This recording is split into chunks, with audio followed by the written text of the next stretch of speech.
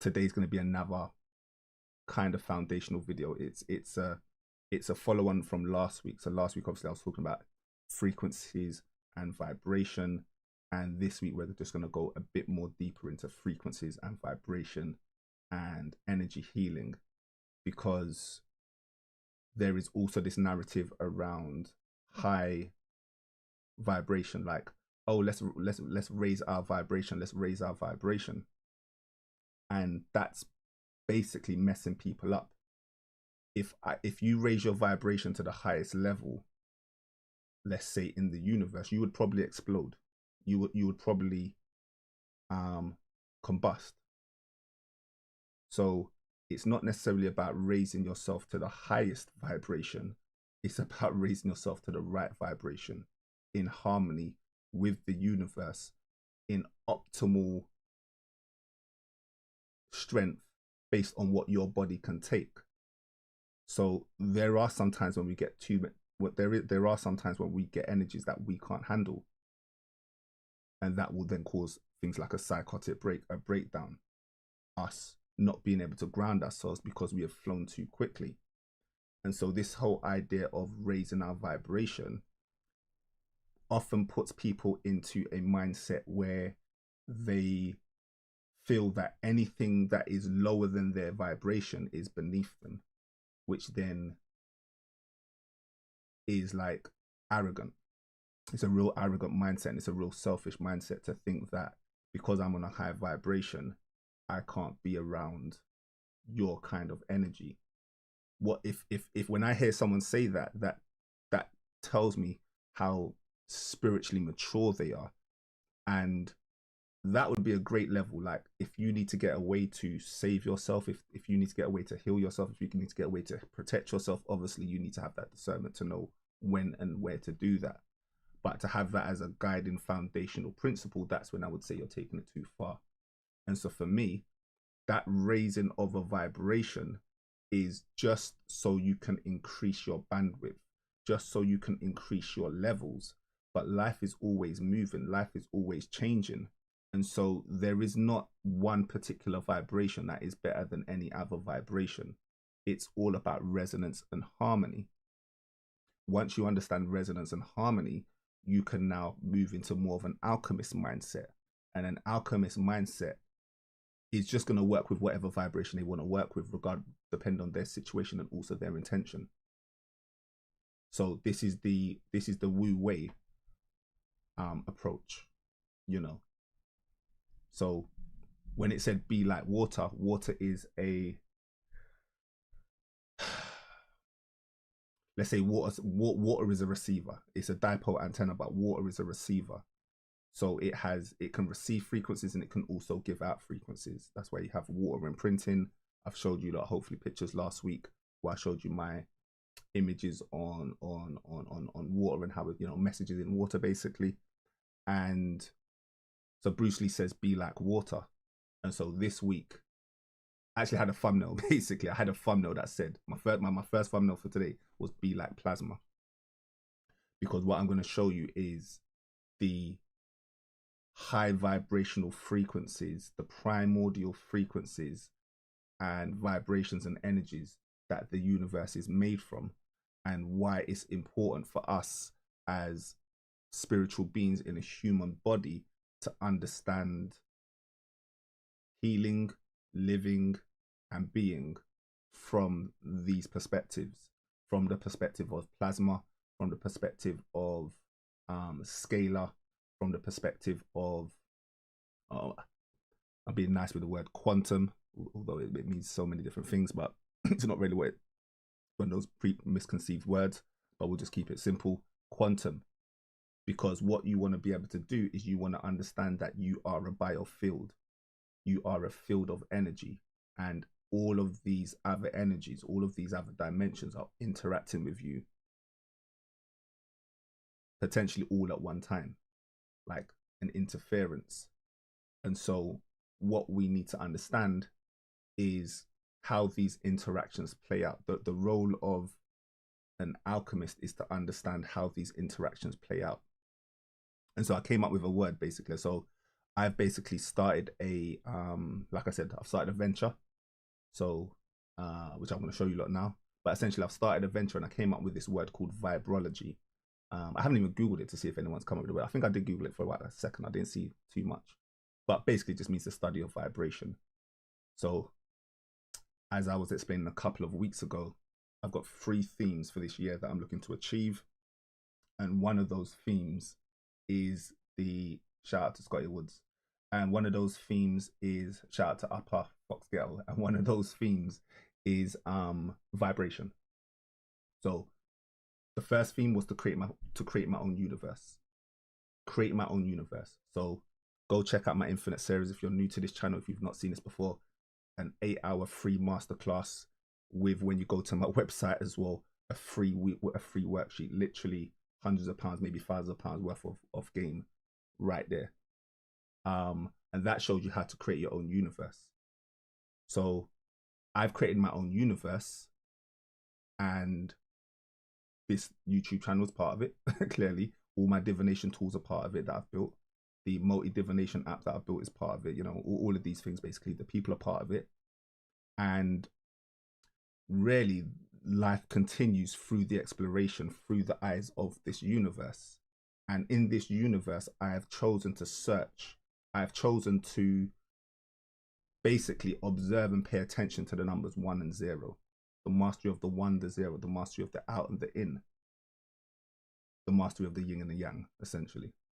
The polarity, and how this polarity collapses into the oneness, i.e., you know, +1, -1, and 0. This is basically in a numbers perspective. And in order for me to understand that, what underpins the 1, what underpins the +1, what underpins the -1, and what underpins the 0 is energy, is vibration. And so really, I need to master vibration. And so I want to master vibration, and the only way for me to master vibration is by me understanding energy and then also working with other people. And so the idea for me to work into energy healing, to move into energy healing, is just a natural state.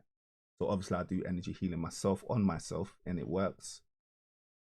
And so how can I take these ideas and apply them to other people? So that's basically what today's video is essentially about. So I'm going to reveal to you a framework that I've created, which is basically going to be my spaceship to travel my own universe, which is my version of the universe.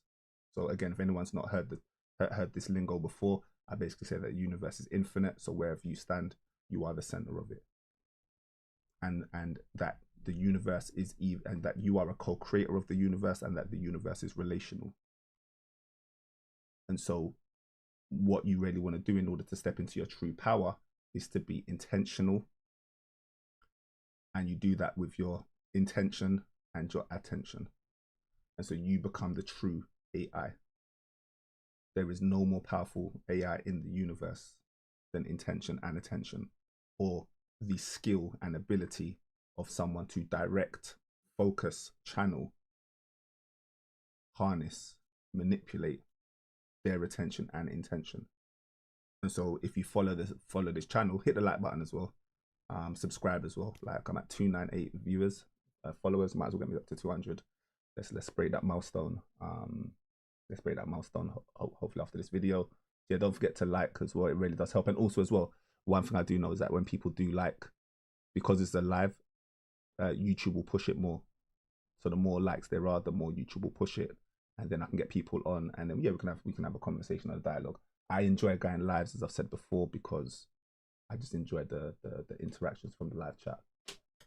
Cool. So what we're going to do now is we're going to get up the slides, and we're going to start. All right, cool. So anyone that's new to my channel, I have spoken about this before, but again, you know, we're putting it under a different perspective, so we can speak about this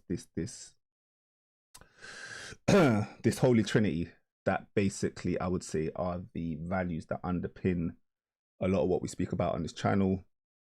And essentially, what we're teaching is that you want to embody everything. So when you're coming up with a principle, when you're coming up with values, when you're creating your own universe, when you're creating your own, when you're creating a business plan, and you're looking at your mission, you're looking at your values, that mission statement, that value statement should be able to interfere in every aspect of your life. So I'm about soul alignment.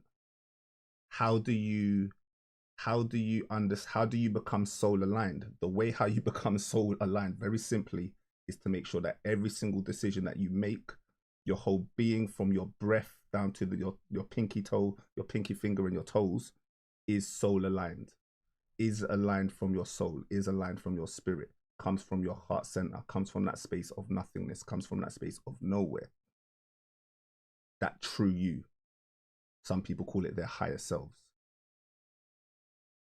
So there shouldn't be a, oh, well, I only do, i.e. superposition. Yeah, there you go. So it shouldn't be a case of, oh, well, when I'm in business, this is how I operate. But then when I'm with my family, this is how I operate. But then when I'm with my friends, this is how I operate. And then when I'm in the astral realm, this is how I operate.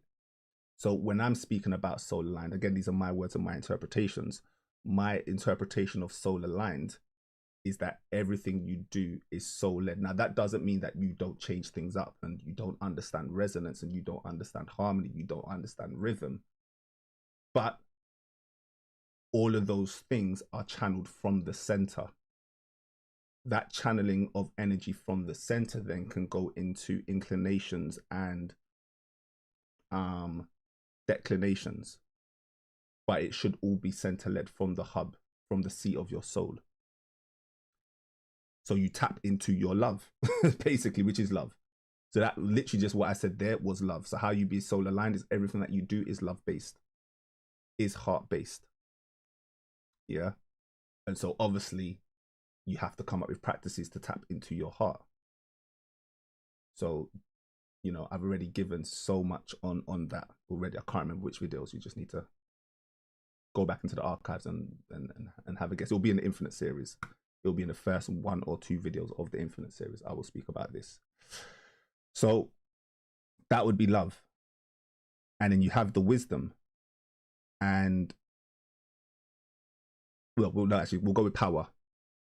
So with love, you then amplify it through power. So you want to have power. You want to do things like qigong. You want to do things like energy work. You want to do things like eating healthy. You want to do things like fitness. All of these things that allow your power to grow is fantastically, amazingly great. Especially when, but the key thing is that power by itself obviously corrupts. Absolutely, we understand that. But power that is love led from a wisdom space now becomes a what? A superpower for quote unquote good, a superpower for quote unquote healing. And so that wisdom, without that wisdom and without that discernment, because obviously you can go crazy in love. How do you even know that your love is from a centered space or from a certain place? You would need to have that wisdom. You would need to have that discernment. You'll need to have that understanding before that. So what we're trying to say is that none of these two things work together. Even love and wisdom don't work together. You would still need the power, because if you've got a weak heart, if you're weak-hearted, i.e., and then you get challenged in certain situations, in certain environments, you're likely to fold easily because you don't have the power to stand up for yourself, for example. And so even love by itself isn't enough. That's the starting point, but it needs to be guided by wisdom, and then those two get enhanced through power, which is basically amplification, an increase in intensity, an increase in charge density. We'll get there. Charge density, charge collapse. So, i.e. gravity. So what are you gravitating towards?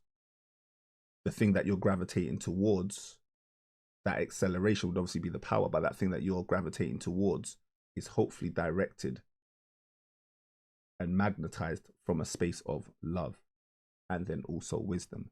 So for me, these three are my personal holy trinity.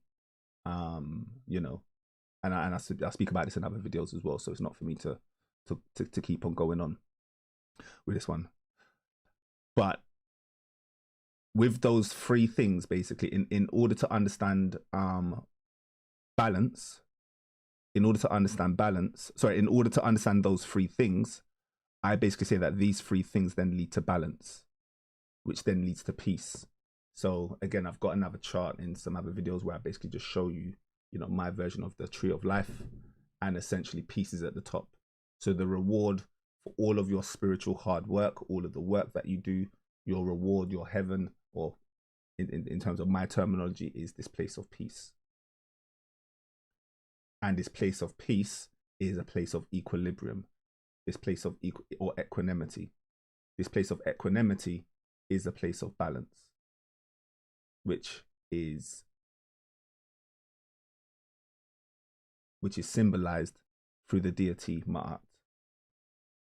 And so everything that I do is essentially Ma'at based, which is also where you get the word maths from, or where I derive the word maths from, Ma'at, Ma'afs. Because maths is, there is no maths. The main thing in maths is the equal sign. And that equaling sign is balance. So without balance, there's no weighing of the scales, which is obviously what Ma'at does. You know, if you know the Egyptian story of weighing your heart, which needs to be lighter than a feather. I just realized I won't share my screen. I just realized. Sorry. So yeah, this is what I was showing basically. So I've created a chart. So yeah, just to be clear, I've created a chart. So this is my obsidian. You know, this is basically where I put all my notes in, anything important and even things that are not important go in obsidian. So it's an app you can download for free as well if you want to do it. But yeah, shout out to Obsidian. So yeah, like I said, you have this holy trinity, the love, the wisdom, and I've kind of done it in ranking. So like the love is the centering, that's the fire in the middle, your pyramid. That would be the fire in the middle. Pyramid means fire in the middle. And then you've got your wisdom, and then you've got your power.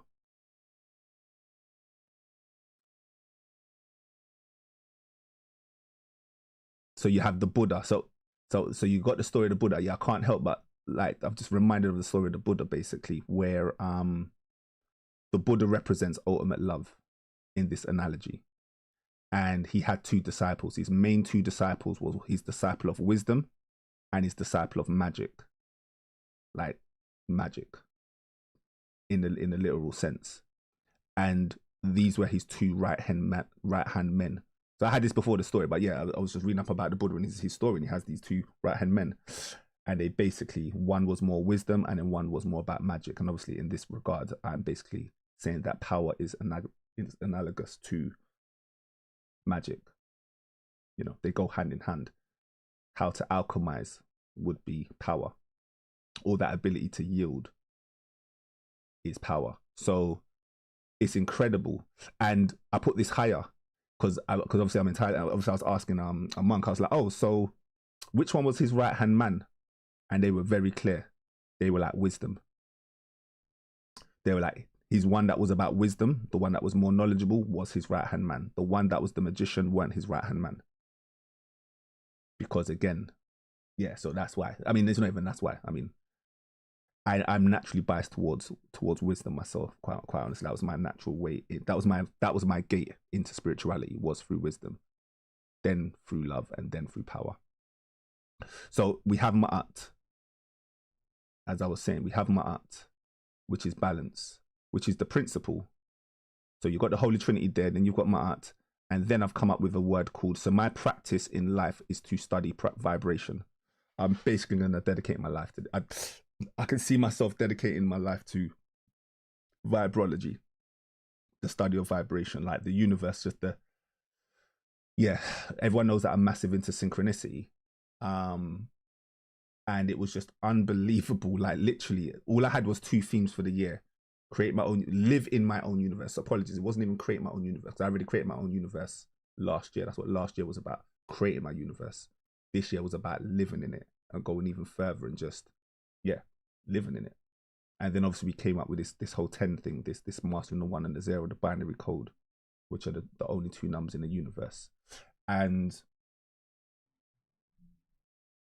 I kind of had that one at the back end of last year as well.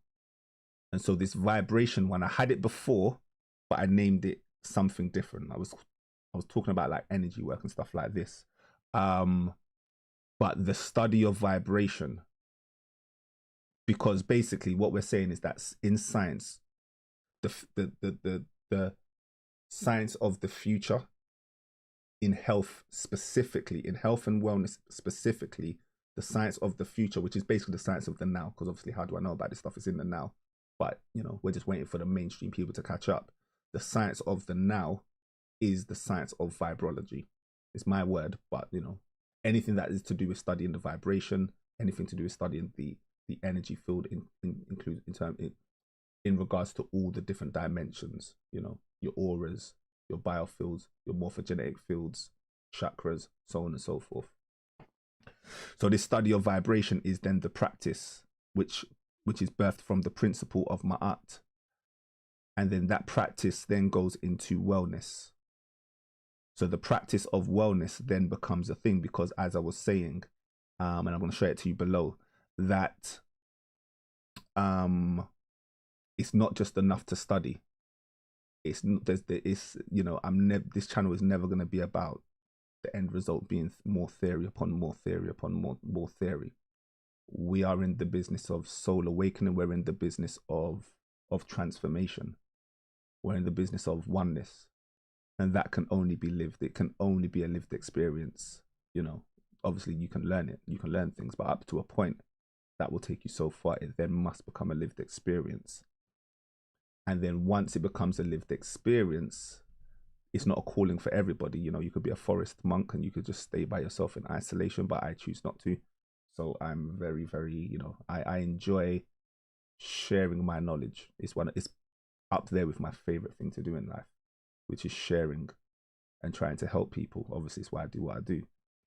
And so how do I take this concept of vibrology and bring it into the stage of wellness and holistic health? Because I'm basically saying that the fundamental aspects of life and existence itself is energy. And so, you know, you're going to a doctor and that doctor doesn't understand energy. You're going to a doctor, that doctor has no idea of a biofield. You're going to a doctor, they have no idea of spirits. They have no idea of ley lines. You know, and if they do have an idea, they you know, dismiss it out of hand as, you know, woo-woo or whatever. And so, you know, the chance of them curing you, and again, there's a difference between keeping you on a medication all your life, you know, and just suppressing something to completely curing and healing something. And so, you know, they're 2 different principles. And so the result is centeredness. The result is centeredness. So we're saying Ma'at, Vibrology, wellness, center. And center is about homeostasis, because the result is about homeostasis. How to put your body back into rest. How to experience and live in the vibration, under one vibration called oneness. And how to do it with precision, with focus. These are the results. So all of these things here lead to this result, which is here, which is centeredness, which essentially is rest, which essentially is peace.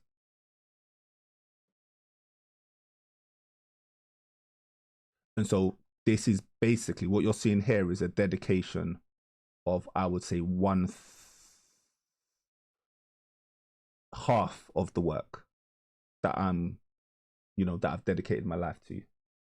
But I would probably say that everything is actually in here. So when I go down, I'm going to show you some more. Oh, so for these, so as I said, you know, I'm about to, you know, invest heavily, and I've already started to invest heavily in spiritual technology. I already have some, and I'm going to be getting 5 times as much, where I will be able to basically help anyone through wellness, help anyone in regards to holistic health by buying essentially frequency related machines and devices that allow me to tap into the spirit world and also the biofield, which is the human aura, let's just say, just human aura, but then also your whole body emits biophotons. And biophotons, for example, is just your electrical volts, your voltage, your charge, your mitochondria, which is your cells, which is the powerhouse of your cells, or it's the powerhouse within you. And that mitochondria is all about energy and charge.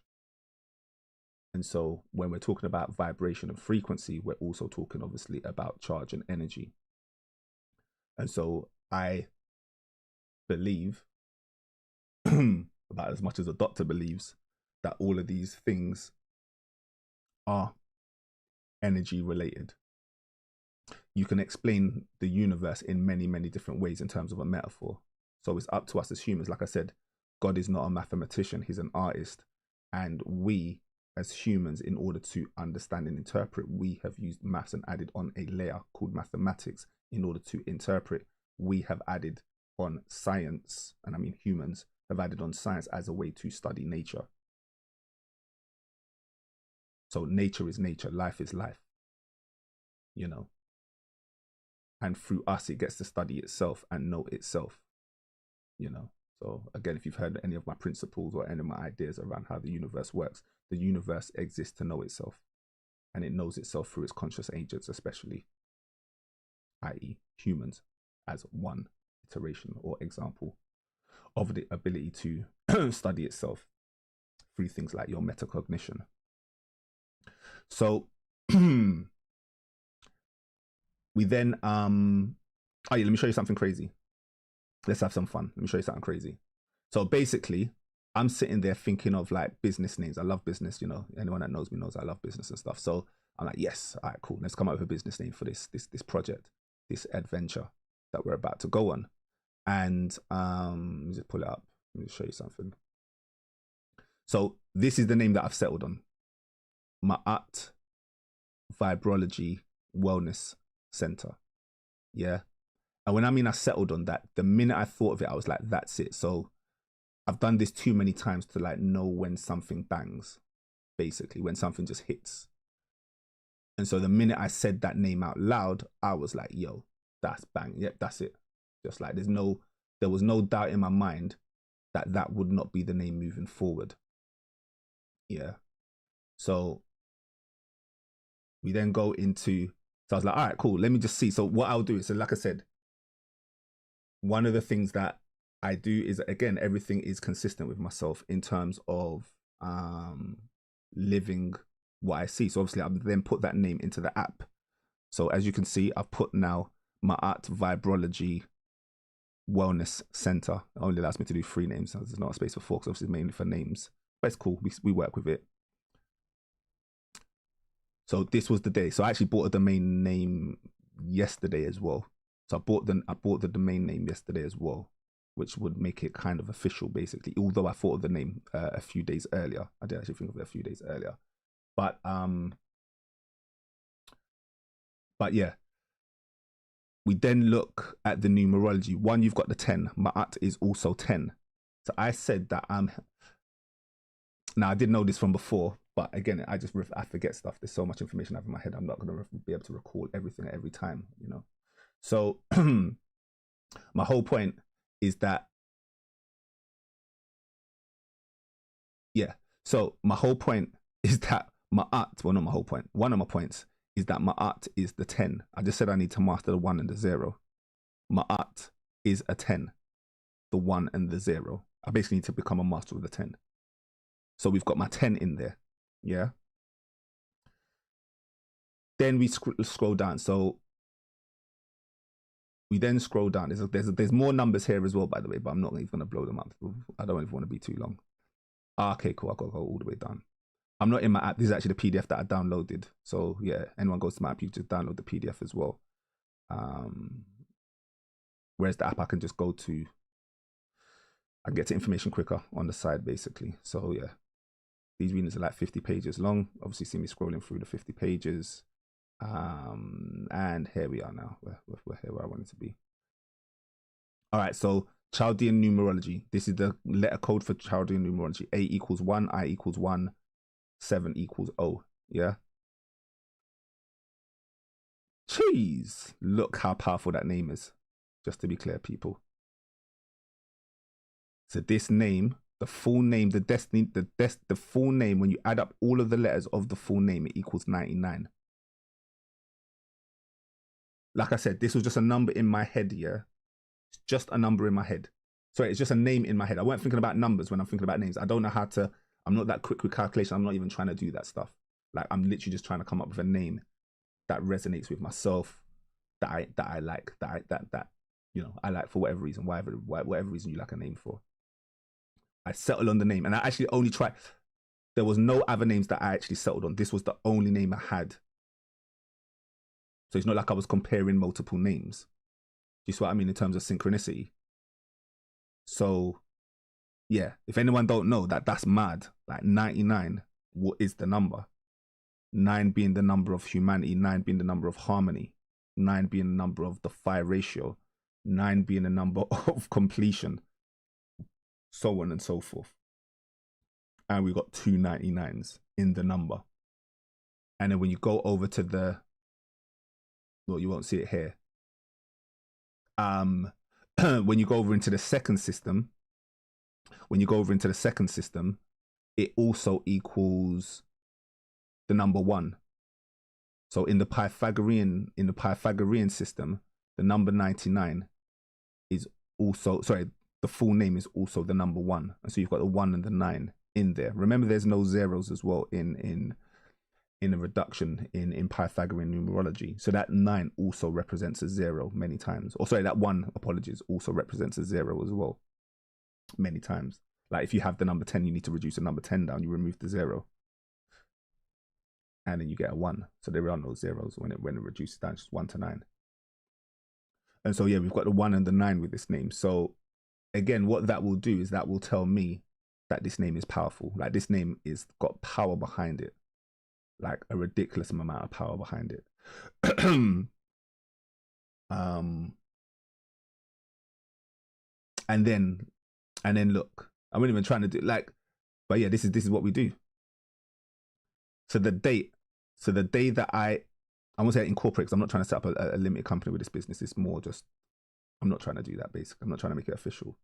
But obviously I'm going to set up a website. And so the day that I, you know, solidify and rectify all of that was on the 19th. Today, the number is a 66. Again, another master number. But more importantly, number 66 is the number, was my first introduction into spirituality, you could even argue. So number 66 was the first time I was like, oh my days, why do I keep on seeing this number 66? And I'm only like 12 years old. I keep on seeing this number 66 everywhere. And in specific instances, I've explained the story before. But number 66 was the first number that I noticed. Like, why does it repeat when I'm at this particular situation or in these kind of scenarios? And this is me as like a 10, 12-year-old. And so we have the birthing, you could argue, the birthing of me into the spiritual world subconsciously, into divination subconsciously. And then we've got the 99 and the 66. I just realized this now. That you've got the 99 and you've got the 66. Yo, that's crazy. Yo, that's crazy. That's crazy. You got the 99 and the 66. By the way, in numerology, by far the 2 most powerful numbers is the full name and the full date of birth. These other numbers are basically sisters and brothers or derivations from the full name and the date of birth, essentially. Yeah, just to be clear, because if you think I'm cherry picking, It's because these two are the most powerful numbers. And boom, we have the 69, which is the yin and the yang. You know, the mirror, the yin and the yang. I mean, do I need to say? I don't really need to say more. I'm here to basically study the. I'm here under the principle of Ma'at, which is the number 10, which is also a yin and a yang. But then from a master number perspective, we see that in the 6 and the 9. Incredible. And I've just now noticed that as well, just to be real clear. Just now noticed that. But yeah, I'm going to move on. Otherwise, I'll be here forever on this stuff. You know, I'm like, so, all right, where are we? We are going back. All right, I'm not going to run through these like ridiculously, because I've got way more to prepare. But basically, so I've prepared way more than just this. But essentially, yeah, this is just a chart of, yeah, just the principles, I would say. It's not really going into specific products or anything, or like specific treatments. It kind of touches on a few of these ones in this green here, but it's more around the principles, around the actual idea, concept, business, you know, philosophy. And so we're basically saying that the spiritual life coaching, so obviously the first thing that I started when I started this vision was with the spiritual life coaching. That was my, you know, that's where the heart was. That's the heart of everything. That's where it started. Or that's why I chose to dedicate my time. But like I said, I always had my mind on energy healing for people. It was just something I was going to do in 2028, roughly 2028, 2029. That's when I was really going to step into that heavily. But yeah, just the way the universe is working with the quickening, you know, I'm not going to, I understand the hint when it comes. And so the universe is speaking to me now to go now. And so we're going now. It's just that simple. We are spirit led and soul aligned. And so we go into the energy healing, but then obviously in order to get to energy healing, like what are we trying to heal? The only way we can understand what we're trying to heal is if we understand, you know, the diagnostics, i.e. energy, the health check, you know. And so we've got a series of ways to do health checks. And we've basically broken it down. Now, this is a major philosophy. This for me is probably the most major thing, which is something called biogeometry. So I'm going to show it to you lot in a little bit, but basically from the principles of biogeometry, in the principles of biogeometry, the environment and what you call you and what you call the environment are inseparable. So yeah, what you call you and the environment are inseparable. So for example, I was looking at this the other day because I was looking at the number 54. It came up in my divination reading, whatever. The number 54, it's been coming up quite recently, quite a lot. The number 54. And I don't know, I was meditating one day. I can't remember what I was doing, but I'm looking at my hand and I'm like, all right, go on. So I'll give you a question. Give me a number of what you can see here now. Someone give me a number in the chat. I'll give you like 10 seconds. When you look at this hand, what do you see? Give me a number.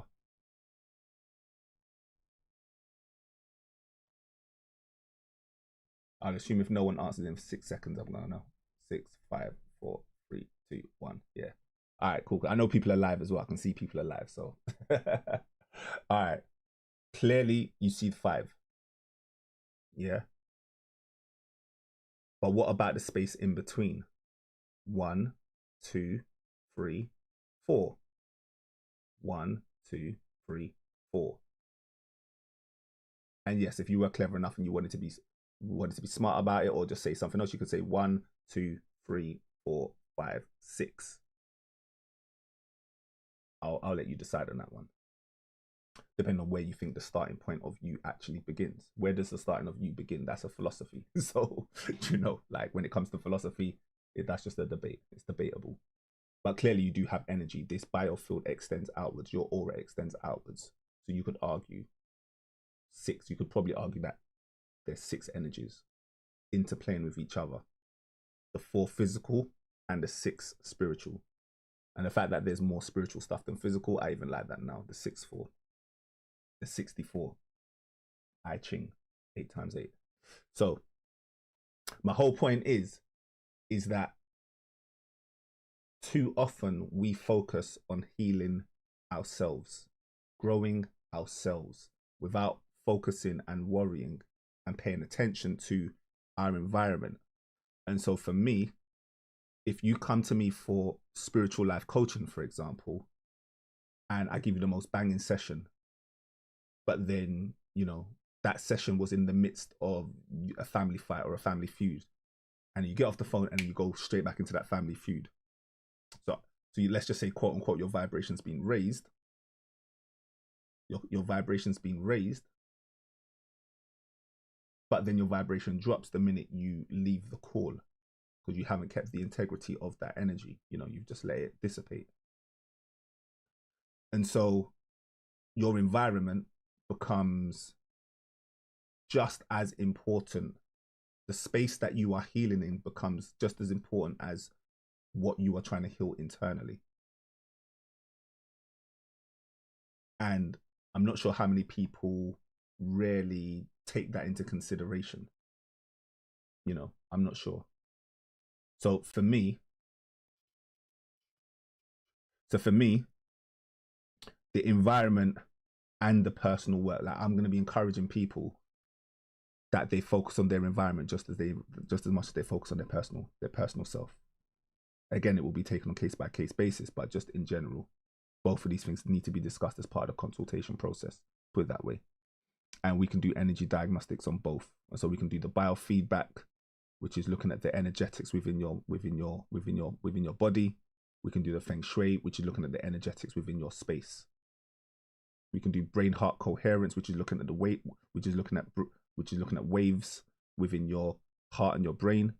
And we can look at the EMF protection, which is obviously the electromagnetic field, and looking at some of the harmful energies that are in place and seeing how we can harmonize those harmful energies. And then we use spiritual technology like pendulums and dowsings, for example. So this ain't even all of it. This is just me trying to do kind of like a rough shot. Like, there's way more services that we do than this, or that I do than this. But you know, it was just to try and give a flow. It was more about looking at a flow than painstakingly mapping and documenting everything that we do.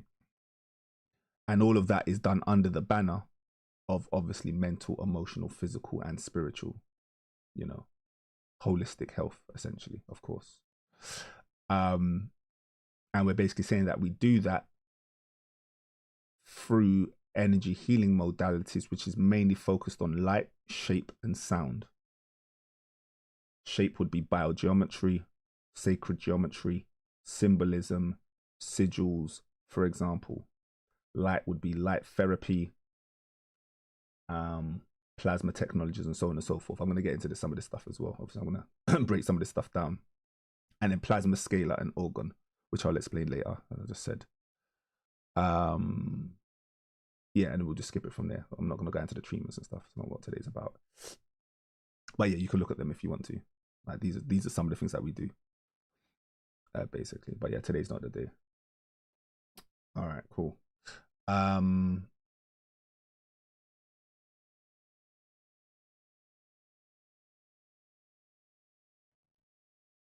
So I did show this last week, but just as a quick reminder, I think I did show this last week. Was this exactly the same?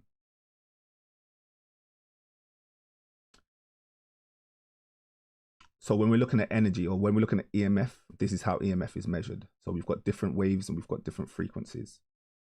And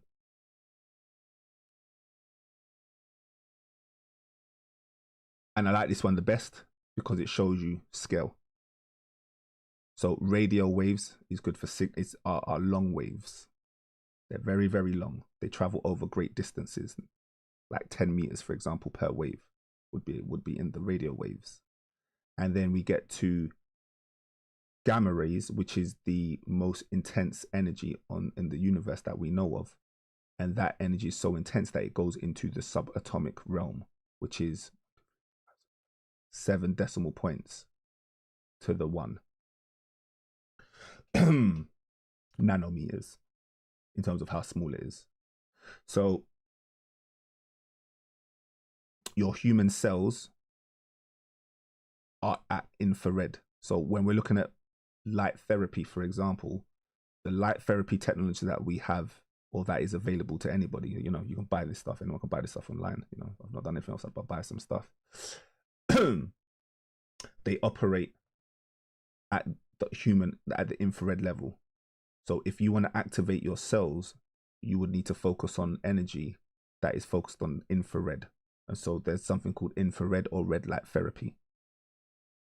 This would be attacking and healing you from a cell perspective.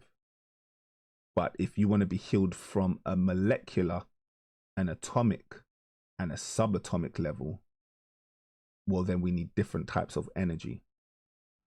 And so there are many energies there. So right now, the NHS are trialing ultraviolet light as a way of healing, and it's specific to molecules and things of, like, you know, from this kind of size here, basically. And they're using ultraviolet light to target. So this technology, I mean, what do you think they do to cancer? Of course, you know, anyone that understands anything around cancer, essentially it is actually a frequency technology. Radiation is a frequency. Radiation is just an emission of energy. That's all it is.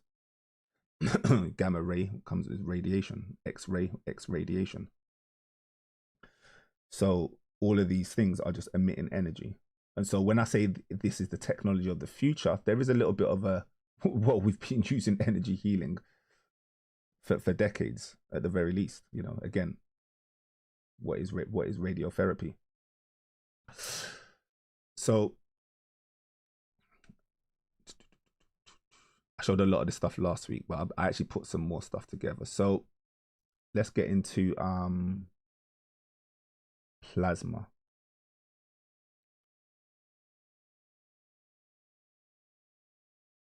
So many devices, so many documents. Where are we? Key terms. All right. So there's someone I've mentioned quite a few times called Dan Winter. I've mentioned him a few times. Now, I normally just mention him in passing. So this is someone that I've been listening to for about 7 years. And I even showed a slide of his last week. But I very, very rarely go deep into his science, and I very rarely show his stuff, because he's like, you know, a legend in terms of he's also, you know, been in this, he's been in this game for like 40 to 50 years, but his websites are very old school. And so if you were trying to learn, you would have to be so hardcore to learn information from a website that looks like this. You really wouldn't have to be about that work. you really would have to be about that work to learn from a website like this. So, you know, this is the kind of thing that I could do, and I wouldn't even bother. Like, it doesn't bother me in the slightest. But I understand in the age of aesthetics and in 2025, where things can be presented in real nice ways, you know, I understand that this website won't be everyone's cup of tea, because it is definitely an information overload type of website. So what I've basically done is I've simplified, because it is really important. This website is one of the most important websites, I believe, in the world. This is just my personal opinion. A chart like this, for example, if you can understand this chart, and I probably will come back to it just to see. So I've tried to simplify his words in terms of an explanation, in terms of like why this is important. Like, why am I even speaking about this Dan Winter guy as being someone important? And essentially, I could say that this slide here is one of his most important. It's one of his most important. And so we have to explain. I have to try and see if I can simply explain to you guys phase conjugation. Again, I'm not, if you've heard of this term before, then fantastic. Let's get to work. Let's do some work. Do you know what I mean?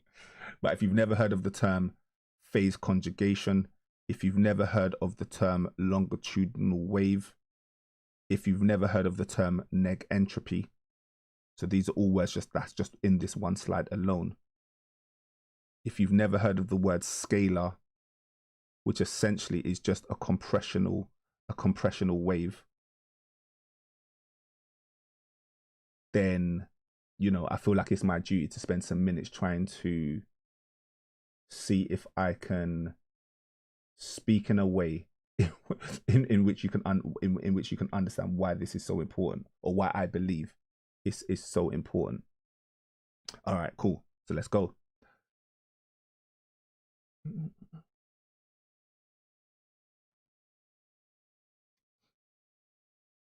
All right, so plasma.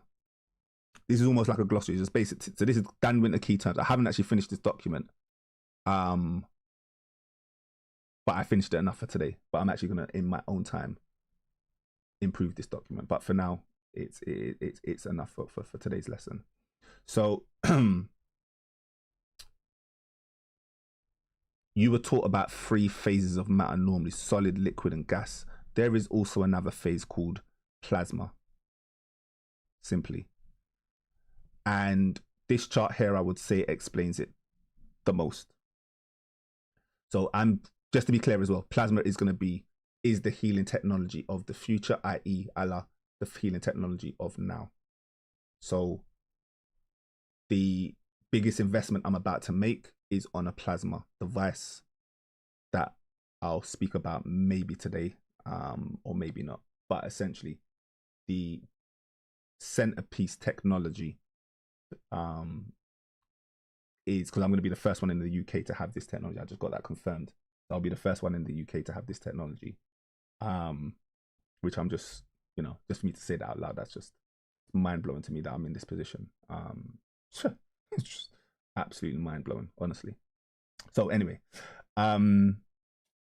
solid structure, a solid structure, a crystal. As I've said, a crystal is an organized structure, or what we call a lattice. And so everything is about energy or thermodynamics. Everything is about energy. Everything is about temperature. So obviously you have solid, you have ice. You know, they're 2 different temperatures, but essentially they're temperature related. You know, carbon, diamonds are made from heat, extreme high temperatures of heat, solid. You then have liquid and gas. I'm not explaining liquid and gas because, you know, hopefully everyone understands that. The difference between gas and plasma is that plasma can be ionized or deionized. So when we talk about negative ions or positive ions, or things losing charge, things losing energy and gaining energy, which is basically static. So when you have a balloon and you rub it on your belly, that causes something called static. That basically is something either losing charge, or there's a charge exchange. There's another term for it. There's a charge exchange. And so at the plasma level, there is the ability to separate positive from negative charges, i.e. a deionization and an ionization. Also, another thing that your mind should be moving to is that we're going smaller. We're going smaller. Like, obviously, a gas is much more hectic, is much more chaos. You know, so now we're getting linked towards chaos energy. We're getting linked towards infinite potential. We're getting linked towards quantum. And plasma is a state of matter consisting of 3 charged particles. Plasma is mostly seen in lightning. Solar wind is a plasma wind. The aurora that you see, the northern lights, the aurora is plasma. You're looking at plasma. Fluorescent lights are plasma. Nuclear fireballs are plasma. So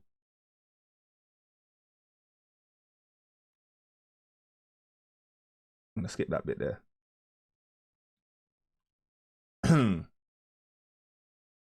So they're working on plasma technology to what?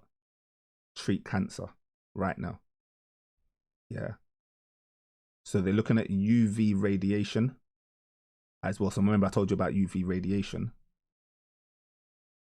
and they're using that to treat cancer. So this is just them showing how it works, basically, how it basically works. It can also heal wounds. So if you go into beauty clinics, they have high frequency ones, high frequency devices. They literally only cost 30, 40 pounds. Again, I would say anyone, but some of the technology I'm going to teach today is going to be free, and then some of them you got to pay for. And I would say relatively low. You know, everyone is, it's all relative. So relatively low. For 30 pounds, you could buy yourself a low level, but still having that technology available to you, a high frequency wand. They cost about 30 pounds, and you would have xenon, argon. There normally would be xenon and argon based, and these are healing technologies, especially great for the skin and wounds, for example. But if you increase the intensity of that and you put it into a certain frequency, you can go to the level of tumors.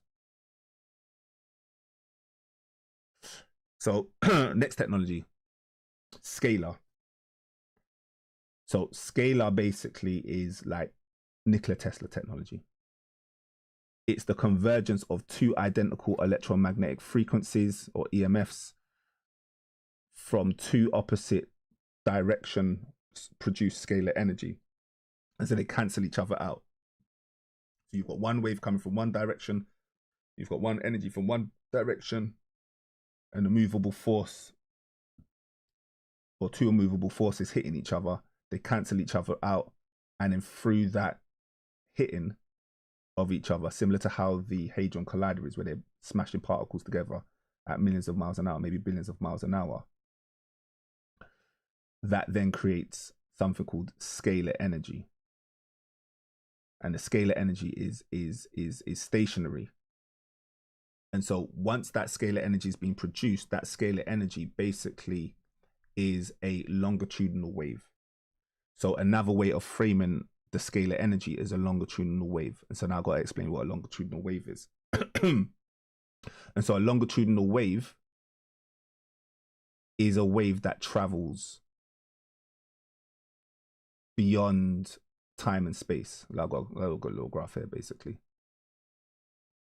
So the longitudinal wave can travel into the quantum realm without a loss of energy. The key thing is that it's direct and it doesn't lose its energy. Whereas a transverse wave, it will lose energy over time. And so obviously, if you're trying to tap into spiritual healing and you want to do energy healing from a distance, this is how energy healing at a distance works. It works through, let's say, scalar technology or longitudinal waves. There is no difference between a scalar wave and a longitudinal wave. They explain the same thing. They're just different words to explain the same thing. And scalar waves is just the wave that most people in, let's say, the spiritual community use, whereas longitudinal waves is what an electrical engineer would use, for example. And so this is the technology of Nikola Tesla. And so this is a longitudinal wave here. And so this is the technology of Nikola Tesla, who was trying to create wireless technology. And yeah, the whole point about the wireless technology is that it's non-local and it has instantaneous effects. So they can carry, this is the key thing here. This is the key in terms of the quantum. Scalar waves aren't bound by inverse square loss. The most important thing here is coming up. Don't worry about inverse square loss. It means that they can carry information and intention across vast distances, aligning with quantum healing and distant energy work, which is what I just literally said. Harmonic and coherence and healing. Longitudinal wave carry a coherent field that stabilizes in the nervous system and can restore balance to the body's resonance and counteract harmful EMF events. So if we go back to the Dan Winter image here, this is what we call coherence. This band here, these are bands of coherence. So these bands of coherence, anytime you see coherence, that's a good thing. Yeah, these are waves. Whereas there is no coherence in a transverse wave, which essentially you could argue, which another term for that would just be chaos. Chaos and coherence, or coherence and decoherence, to be very, very specific. So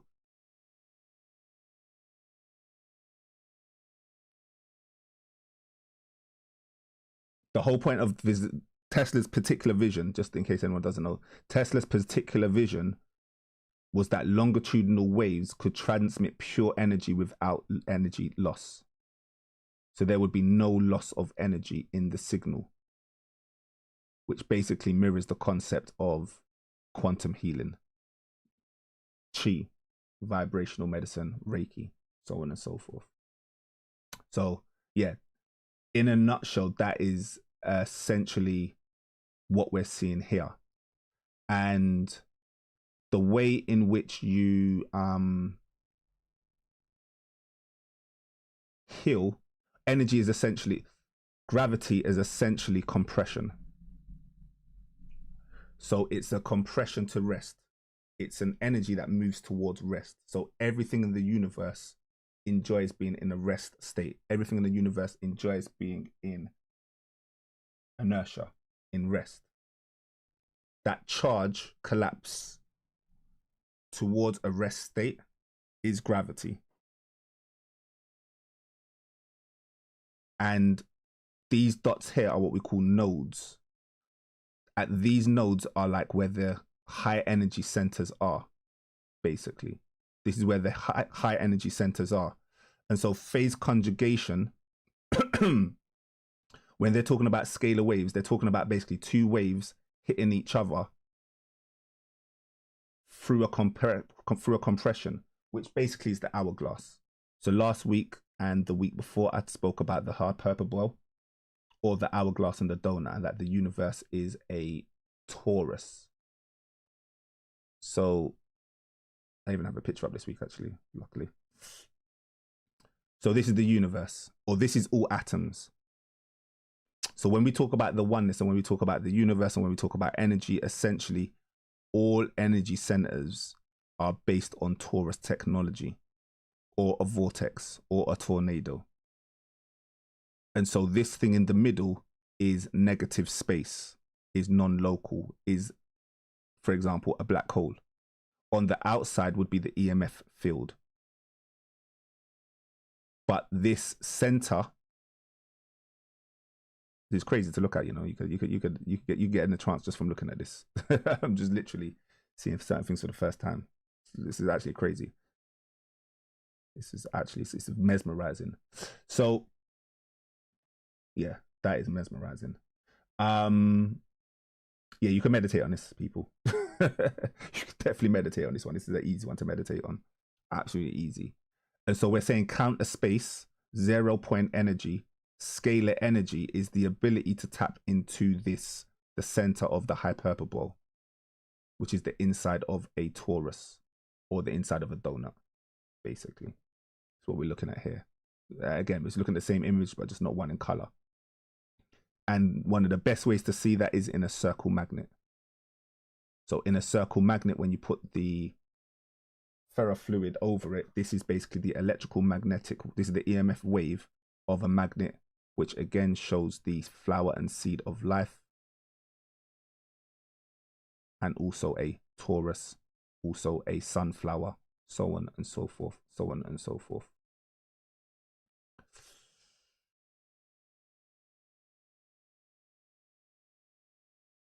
That's a banging image. And yeah, so this is just an example of that. This is just the Taurus. This is like a half cut Taurus. Looks like a beetle or something. All right, cool. So let's get back. Plasma scalar. Fire rate awareness.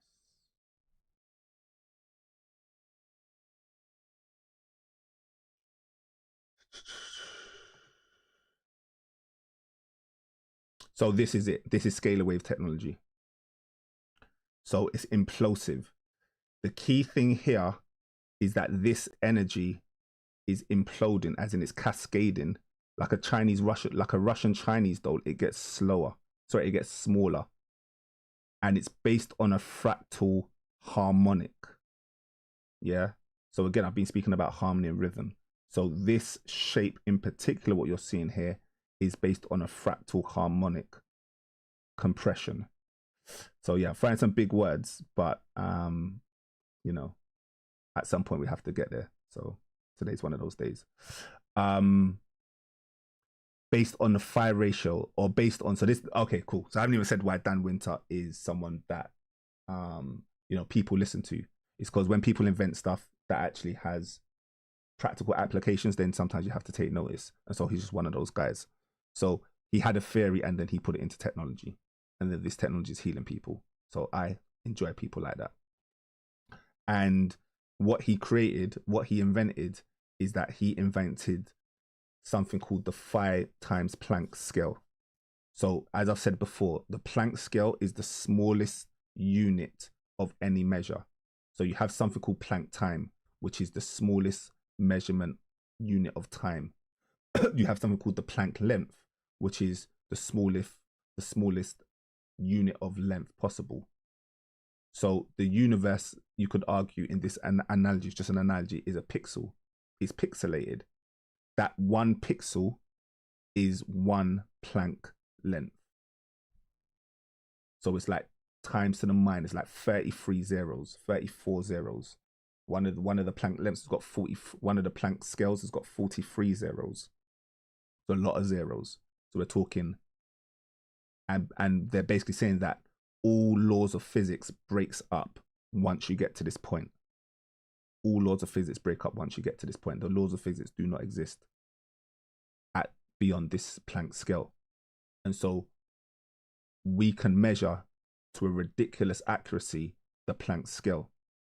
So when you then add the phi ratio, because what did we say? God created itself from itself, through itself. And so you do that with the phi ratio if you want to grow. If you wanted to just form like mitosis and double, well, then you're not really growing from that. Or let's just say that's not the most optimized form of growing. Because in that scale, in the mitosis, you're just growing from the one. So you keep on going back to the one to grow from the one. So you're only using the number of one to grow. You know, 1 and 1 is 2, 1 and 2 is 3, 1 and 3 is 4, so on and so forth. Whereas when you're using the past thing, self-replication, autopoiesis, when you're self-replicating from your last iteration, from your last frontier, from your last boundary point, it allows for easy growth. And so that's what you see here. From the torus field becomes creation, becomes life. And so basically, Dan Winter was the person who said, let's look at phi times pi, sorry, phi times Planck ratios, and let's see some of these numbers that it produces, whether these numbers are found in nature. And so to irrefutable proof, we can basically see these numbers. I feel like I'm a Dan Winter mouthpiece at this moment in time. No, I'm not getting no compensation for this. I'm not an affiliate. I'm not an affiliate. But yeah, like this information is important. Like people need to know this information, basically, in my opinion. So they don't need to go this technical. So this is obviously kind of a technical conversation, not going to be for everyone, but you know, it will be for some people. So let me see. So just to show you, so like you can go to this website. I can't remember what the website .org. Is it elfie.org? Elfie.org. If I don't get that up in one, elfie.org phi Planck. See if it comes up. Yeah, this is it. All right, cool. So Elfie. So basically, one of those synchronicities in life, you know me, this is I don't forget synchronicity. So as you guys know, I build databases, I build tables, I build a whole bunch of stuff. And I basically built this table because obviously I understand about phi versus Planck. You know, I've been following Dan Winter for a while. So I was like, I wanted to build my own calculator because I build calculators, you know. Like I said, I built over 40 different calculators. So I wanted to build a calculator that could look at different frequency lengths based on the phi times Planck ratios. And so I built this table. I built that table. I'm listening to Dan Winter maybe a couple of weeks later, a week or two later. I can't remember now, but it was either a week or two later. I'm listening to Dan Winter. This guy comes on the call and was like, I built a website with all of the Planck times phi ratios on it. I was like, wow, are you being serious? So like Dan Winter on his website, it probably won't be on this phi. It probably won't be on this one. Planck Fire. I don't know. He's got so many websites, too much. Planck Fire. So on his golden mean, yeah, it might be on here somewhere. Again, if I don't find this stuff in 5 seconds, then it's cool. But he has a famous chart, or famous for me chart, which is here. This. So this is basically the key chart that shows you how this one ratio, just like how the phi ratio manifests itself in a dandelion, or it manifests itself, sorry, a sunflower, or it manifests itself in certain shells, so on and so forth, is the same how this Planck phi ratio manifests itself as well in nature as well. And so we're saying ATP ADP, which is 1.93 angstroms, is perfect, is a perfect harmonic resonate. And the harmonic resonate just means it's one of its numbers amplified. So if you times Planck times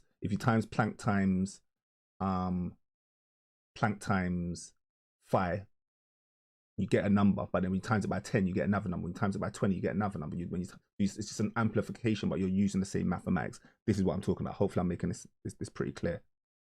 And so when you times it to enough, you get 1.93, which is the perfect angstrom, which is 1.93 angstroms, which is ATP, which is basically what your mitochondria produces as power, you know. And it's a perfect ratio. The 1 foot. So how is it that the 1 foot? So we've got foot. So we measure in feet. You know, you have like the raw cubics. This is where measurements become so important. So yeah, that's a conversation for another day, because I don't want to take it off center. But I've also built a calculator and a table based on sacred geometries and sacred ratios. Yeah. Yeah, well, I'll share it one day, but just today's not the day. So anyway, the foot is in there. The foot is one of those sacred numbers. It's measured based on your foot. It's a sacred number. And again, it's perfect Planck. PL is just Planck, by the way. PL times phi ratio. Perfect. So 164. So this times 164. So Planck times phi times 164 equals 1 foot. And PL is Planck length. So again, this is a real technical website. It's not that technical, sorry, apologies. It's not that technical. But yeah, I don't know why you'd want to look at this for. I would look at this. I've created this document, so I look at it. But it basically just shows you different, like the microtubules. They've basically said that, so that the Sir Roger Penrose, who is potentially like the greatest living scientist alive, doesn't mean he's right on everything, as everyone always, every single person that will try and debunk Roger Penrose will say, just because he's a genius in one area doesn't make him a genius in every area. This is obviously what it will materialists, Cartesian materialists, point to. Basically, stay in your lane and stop speaking about things that you know, could shake the world up, essentially. But it's basically saying that if we do have quantum abilities within us, and remember, this is like a mainstream scientist, if we've got quantum abilities in us, it's mainly going to be in something called a microtubule. It's going to be in something called a microtubule, which are basically in your brains. And these microtubules is exactly Planck times phi ratio to like 0.57. This is how much it's out. It even tells you how much it's out by. So it's only out by, it's out by less than, by 0.5%. It is off from this. So if you want to look into microtubules, just put in microtubules, Roger Penrose, or put in Stuart Hameroff. So basically, Stuart Hameroff is this doctor guy who basically came up with a theory that it is within the microtubules where we can go quantum. And Roger Penrose has basically endorsed this and they've been working with each other basically to release papers and stuff like that. Look, the peak absorption wavelength of easy water. So remember I talk about structured water. I told you that I make my own structured water, which is based on this thing called EZ water. Shout out to Jared Pollock. And so Jared Pollock, you know, is the inventor or the discoverer of this thing called the fourth phase of water, the fourth stage of water, which essentially is more solid, like a hemoglobin, like plasma, than normal water. Viscosity, that was it. And so the peak absorption wavelength of EZ water, let me say that one again, the peak absorption wavelength. So what I'm basically saying is upstairs in my room, I've got a light, and this light is being tuned to the peak absorption wavelength of EZ water. This is how I'm able to structure my water, because my water is the best that you can structure it at. Why? Because it's at the peak absorption wavelength. so this is here. And so if you want to know what that peak absorption wavelength is, this is it, by the way, just to be clear. Again, we're not hiding nothing. I'm not here to really hide stuff. Like, I got too many things like to just keep it moving with. Like, it's not a problem. If you want to get a light with this, I didn't invent the light, so I can't get it for you, but you know, I was blessed enough to be able to get one, basically. But yeah. All right, cool. Photosynthesis. The wavelength of where photosynthesis happens, the wavelength that photosynthesis happens, again, is this ratio. So again, we could go on, like, when I mean you could just go on everywhere. Like, you could just look at this document. I'll put this chat in the link. If anyone is that technical and just that interested in just seeing how nature expresses itself, this is basically nature expressing itself, where you can see the harmonic rhythm, where you can see the harmonic convergence of nature expressing itself. Yeah, I can't even say any more than that. Oh right, I just learned about that today. Rydberg. I was literally just learning about that. I'd never heard of that word before until today. Okay, cool. I'll look into that more now. Now that I've seen this connection, I will stay there, and I'm gonna go. And I've seen it as 1432, and I know this is a special number as well. It's a number I've noticed before in my life, divination wise. So yeah, I'm definitely gonna look into that more. Cool. Yeah, and then I look at yeah. Anyway, let's not go. Let's not add numerology into science. It's not needed for today, or not needed for now. So.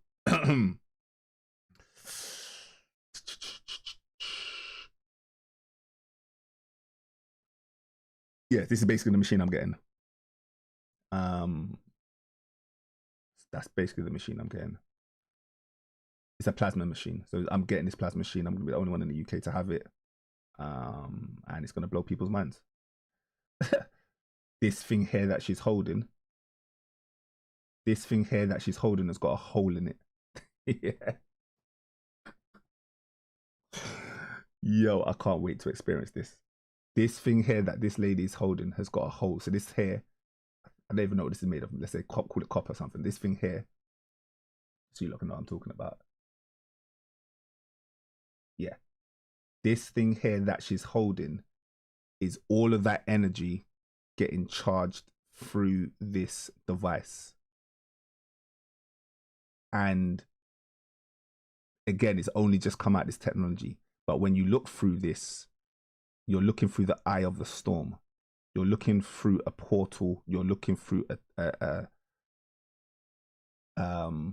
vortex. a plasma, which again, oh yeah, I didn't even say plasma is the most abundant form of energy. 99% of it's predicted that 99% of the universe is plasma. Just to be clear, I didn't even say that. Just in case you thought that this was like some minor energy that had no influence on the universe. No, like literally, plasma is primordial. Without plasma, there is no universe. Like literally. And so yeah, this technology has got a plasma, obviously 2 plasma balls, high concentration. Yeah. I'm laughing because I'm getting it. I'm just laughing. And again, it's got a phase conjugate magnetic coil. It's got a phase conjugate magnetic coil, which is here as well. So this here is a magnet. So you've got 2 plasma balls, and then you've got a magnet which is phase conjugated. Craziest technology ever. This is just unbelievable stuff. Oh, and then to be very specific, this machine here, you can put any frequency into it. So this machine, you can put certain frequencies into it. And so where the healing happens, sorry, just to be very, very clear, sorry. I'm like so excited. I'm trying to almost contain my excitement. I'm trying to like not get too gassed up on this conversation and trying to keep it humble. But really, I'm like a kid in a candy shop right now, just to be real clear. So basically, what we're saying is that if you take any number and you put a phi ratio to it, you're going to get a beautiful harmonic, which is giving you tones and vibrations and wavelengths that the universe operates on. You can't get more homeostatic than that. So when you die, when you die, you want to basically die as in love. You want to die in love, like real talk. If you don't die in love, because love, let me see what I got. So love basically is a compression because of that intensity. When you feel love, you feel that certain level of intensity. That is a compressionable wave that is cascading into soul alignment. Yeah, it's cascading into soul alignment. When you fall in love with something, it's because you were basically able to meet in the middle at this center space. That's what love is. Just to be clear. So I just want to there's a beautiful image. Oh, I don't even know where I'm gonna find it. Maybe on Golden Mean. Where am I gonna find this image? Again, I've been quite lucky today in terms of finding stuff straight away. That I just feel to search. So let's see if we can get lucky again. Let's see if we can get lucky again.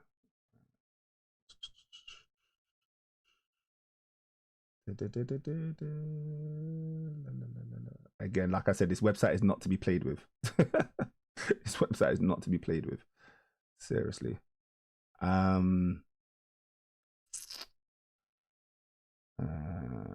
He's got this beautiful image. Ah, there you go. So this here, which is also a caduceus, just in case anyone didn't clock. So this is also a caduceus, which is the sign of health. Just to be real clear. There's 2 snakes spiraling. And when you look down, so this is you looking at it from the side angle, but if you were to look through the eye of a needle, you would see this pattern, which is a rose. So roses are what? Linked to love. You know, roses and love are synonymous. It just so happens that when you look down, the charge collapse, you see a rose. You see the rose. You see the shape of the rose. So again, how does the universe is trying to talk to us all the time, people. That's what I'm always trying to say. The universe is always trying to talk to us. Can we listen to its signs? Can we understand its signs? That is the key. That's always going to be the key. It is always speaking to us. Implosive compression by fractality. That's basically what you're seeing. Implosion, compression So implosion means you're going inwards, and like an explosion goes out, an implosion comes in. Compression means that you're compacting. Think about a hard drive, or you putting something into, you zip it, you putting something into a zip folder. That zip folder is taking that same information and it's holding the most important information that's going to make that file go smaller. But when you open up on a computer, you've still got that same information. That's called compression. So you compress. So when we go back to this, just to be real clear, like just to make sure that we're understanding that this goes beyond just me looking at some cool technology that, you know, could potentially heal people in an amazing way. But it also goes to here. So let's talk about compression. So as I've just said, love is compression, is two pine cones kissing. Imagine two pine cones kissing and getting in resonant harmony in terms of their spin rate and their spin rotation. That is love. Wisdom, what does compression of wisdom look like? Compression of wisdom looks like reductionism and looks like something called pure principle. So there's something called pure principle, where you basically take any bit of information and you reduce it down to its most simplest, the essence, the prime principle. What is the essence? What's the root of the matter? What is the heart? What is the heart of the matter? That's what true wisdom is. That's why I always say, unless you can explain it to a 5-year-old, then you probably don't know what you're speaking about, because your ability to explain it to a 5-year-old and keep them engaged, one is love, because you want to keep their attention. Children's attention spans are really, really quick and short. And then two, you're able to use words in your own language, because normally when these things get invented, they don't have a 5-year-old in mind. So you're able to extract all of the big words. You don't even need to use words like compression. You come up with other words, you come up with analogies, you come up with metaphors, you come up with poetry, you come up with a nursery rhyme, however you do it, because you've got the pure principle. Once you've got the pure principle, or the essence of information, which actually is the important bit for knowledge. So out of all of these 100 pages, I can reduce it down into this one sentence. This one sentence becomes the hard drive, becomes the zip drive.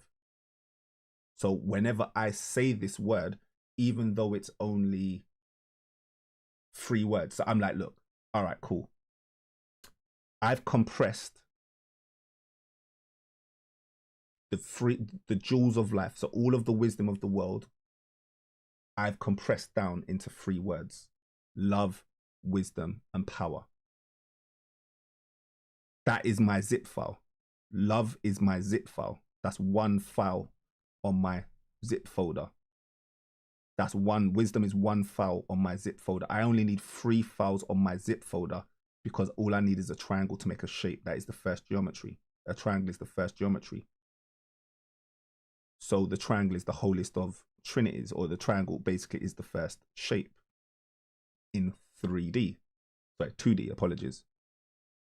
A triangle is the first 2D shape, which again is the idea. You know, this is the universe of the mental. So I'm keeping this in the mental. So I just need 3 ideas. If I was going to keep it in the physical, I'd need 4 to make to make the tetrahedron or the pyramid. But it's just an idea at the moment. I don't need to manifest it, so I just need the 3. And so love, wisdom, and power. And if I wanted to what? Unpack it, I could speak about this stuff for years. I could speak about love, wisdom, and power for years. But all I know is when I say the holy trinity of love, wisdom, and power, that powers my soul. I'm so comfortable with it that I don't need to explain it. It's embedded, it's embodied, it's within me, it's compressed. And then I could have maybe started with this one, or maybe said it here, but essentially the key to life is, definitely want to pay attention to one of these ones. Definitely this is what I'm about to say is the most important one, because again, this is what you can do on a daily basis to see whether your soul is going to basically die a perfect death. In order to die a perfect death, or in order to basically be harmonious, you would need to become something called a shareable wave. a shareable wave. So you should be able to compress your thoughts through wisdom, but your love should be shareable. That open-heartedness is a signature of a shareable wave. If everything is energy, or everything is energy, and we can think of the universe in waves, that's one way to, again, explain it. There's many ways to explain it, but one of the ways to explain it is in waves. And so you want to become a shareable wave. How many of your thoughts are shareable? How many of your actions are shareable? As I was telling someone this week, you know, I'm really more interested about what you do when you're by yourself, not when you're with a crowd and people are watching. So are you actually a good person by nature, or are you just a good person by design? Sorry, by force, by your environment.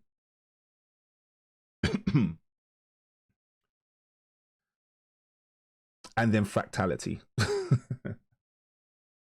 And then fractality. And fractality. And so, yeah, so with implosiveness, we're basically saying, again, just to make sure that we're not skipping any life coaching stuff, any wisdom stuff, that implosion means that you should focus on your inner self, your inner world, of course. That inner world is why I'm so big on you creating your own universe, which then can become your inner world that you could take to you, as in like Field of Dreams, what dreams may come. And check out that film. That inner world is the world that you take to you into the astral realm. And then you want fractality, and then fractality basically means that you're collapsing using your same energy, i.e. the phi ratio, or the +1, or the +2, or the division of the +1, the doubling or the tripling. 1, 2, 3, basically. It's as easy as 1, 2, 3. Or phi ratio. Easy as 1, 2, 3 and phi ratio, basically. So that would be the fractality. Those are like the sacred numbers for fractality. So obviously put there's other numbers as well, in fairness, but you know, they're up there in terms of prime examples of perfect fractality, which means that you're allowed to compress yourself easily. If you don't have fractality, then you have chaos. It's hard to unwind or hard to wind.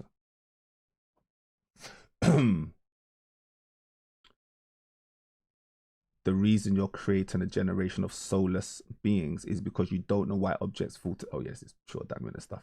Because you don't know why objects fall to the ground, and therefore why anything is electrically centripetal. Centripetal just is essentially implosion and charge collapse. It's itself returning back to center. Centripetal. It returning back to center is gravity. What we just basically said. Like life force, gravity, seed germination. So what he's saying, what I'm saying, is that unless you understand this stuff, at least on a basic level, at least understand this video, because if you think I'm speaking anything deep today, then you probably might. And this is too much for you. So if this is too much for you and it's actually scaring you, like when you don't want to do anything more with it, like you just want the technology, you just want to understand the basis of it, then I'd probably suggest that you don't go to Dan Winter stuff, because he speaks 100 miles an hour and he don't mess about with his words. So I'm trying to break things down simply, I would say. But basically, the reason why I say that this stuff is important is because if you don't understand implosive compression by fractality, for example, then it's going to be hard for you to understand what a soul is. It's going to be hard for you to understand what life force is. It's going to understand what gravity is. It's going to be hard for you to understand what consciousness is. Seed germination. So anything that has life needs to grow, and it grows from a what? Seed. So if you don't understand this science, then you're not going to understand seed germination, and you're not going to understand sacred architecture. And you're definitely not going to understand consciousness. So what happens basically, you can tell, again, just to be real clear, like I'm being scientific, but I also want to make sure that we're keeping things within the realms of a lexicon that people understand. And what I'm basically saying is that when you implosively compress your charge through love, you will experience bliss. That is the definition of bliss, which is when you get to that 0 point, there becomes an implosion, which is kind of like a reverse explosion, just to be real simple. That reverse explosion that is felt normally in the silence. So, you know, when you're meditating, you may get to this point where things become ridiculously quiet, like what you've read about. You get this silence. You get to this level of no thought. In my own experience, I can only speak for myself, and obviously, you know, I've heard about people's experiences, but in my experience, when you come out of that implosive state, there is now an explosion. So it's like this decompression to expression, just like a breath from the 1 to the 0, the in, the out. And it's felt as a state of bliss. This bliss, this Kundalini. That's what Kundalini is. If you don't understand this, you don't understand Kundalini. That Kundalini basically is an implosive compression by fractality, or what we're calling charge collapse.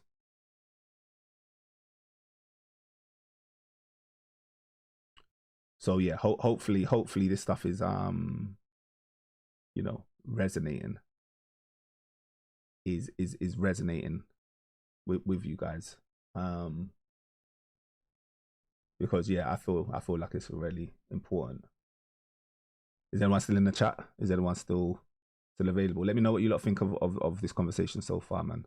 Let me know what you lot think. Let me have a little look at the chat. I've not been looking properly. But yeah, let me know what you lot think if this is interesting, because like I said, all right, cool. Yeah, we get some hearts. That's it. Boom, done. Because as I said, I could not teach this stuff and just be like, yeah, come to my house and receive some healing. Do you see what I mean? Like, I don't mind. Like, quite honestly, I enjoy segmenting people. Like, you know, not everything is for everybody. Sacred silence, yes. Why the silence is sacred. The silence is golden. Silence is what? Golden what? Golden ratio. We're playing. We got bars, people. Silence is golden ratio.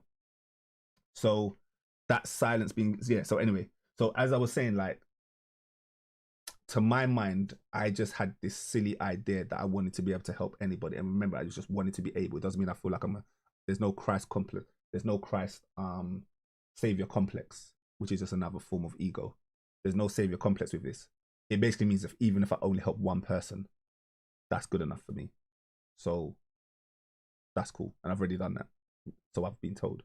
So I'm already in bonus time.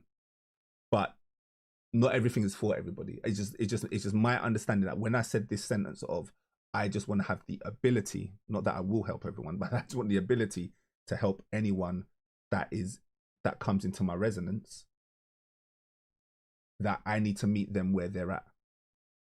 So there's a famous saying, it's like famous Zen saying, when hungry, eat rice. When thirsty, drink. And all that's essentially saying is like, focus on the priorities. Like, there was someone that we helped the other day, and quite honestly, the most important thing to give them was just money. Like, was just money, was just food, was just money. You know, there was no spiritual science behind that. There was no metaphysics. There was no nothing. Just like, yeah, none of that was needed at that point. None of that was even on my mind at that point. It was just, no, this person, money is the thing that's going to help them right now. So that's how we help them.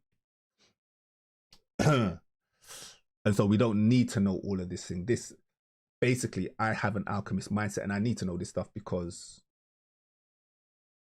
I'm looking to take this to levels that, like I said, this is basically, if you get into vibrational healing, you are, and you take it seriously, you take it, you know, you actually study it, i.e. Vibrology. If you take that seriously, then you are going to be a pioneer, because this stuff is still, there's still breakthroughs that have to be made in order for us to work this science out to a more exacting degree. And so there are discoveries that still need to be made, way more discoveries that need to be made, even though I would say, well, alchemists, you could say, for example, have been in it for hundreds of years, or, you know, ancient Egypt, whatever, you know, like so on and so forth. But in terms of putting it into a science, let's just say for our age and our times, we're probably only talking 100 years, i.e. since Nikola Tesla and some people before him. And definitely since RIFE, you know, since we've actually got all the frequencies now. You know, so there's a database with over 40,000 frequencies that can do different things for healing and so on and so forth, you know. And so obviously we have access to that database. And yeah, but a lot of this stuff is experimental, just to be real clear. A lot of this stuff is experimental. And yeah, so I just go with an open heart. I've already seen enough miracles in my life, and I have space for more, so I can't wait. All right, cool. Where are we? So let's go back to the slides.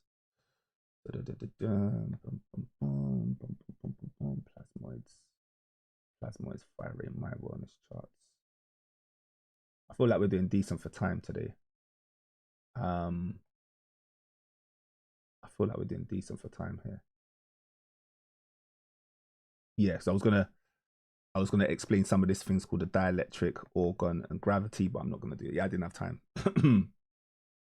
And I feel like I've done enough anyway. I feel like I don't think even if I did prepare them, I don't think I would have done them anyway. They're not needed. Yeah, last level. I'll get into that stuff today.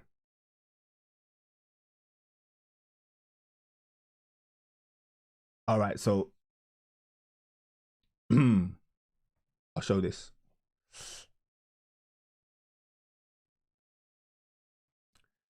So this was me and ChatGPT going back and forth. This was about 2 years ago. I probably built this about a year ago, maybe 2 years.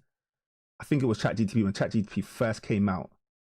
It was definitely over a year ago. This is old. But anyway, I was actually thinking of building my own plasma device. I was just interested in the technology. I was like, oh, how can you just build it yourself? And yeah, it was just a conversation. So anyway, but this bit here is important. So this is the harmonic of how you build a cascade. So any machine that can receive frequencies, you want to get. So I've already got a machine. You can on your laptop. Sorry, there's even on your You can download any app on your phone, a wave generator, an oscillator, a frequency generator. There are many apps already. This is how you make binaural beats. You've got apps that make binaural beats.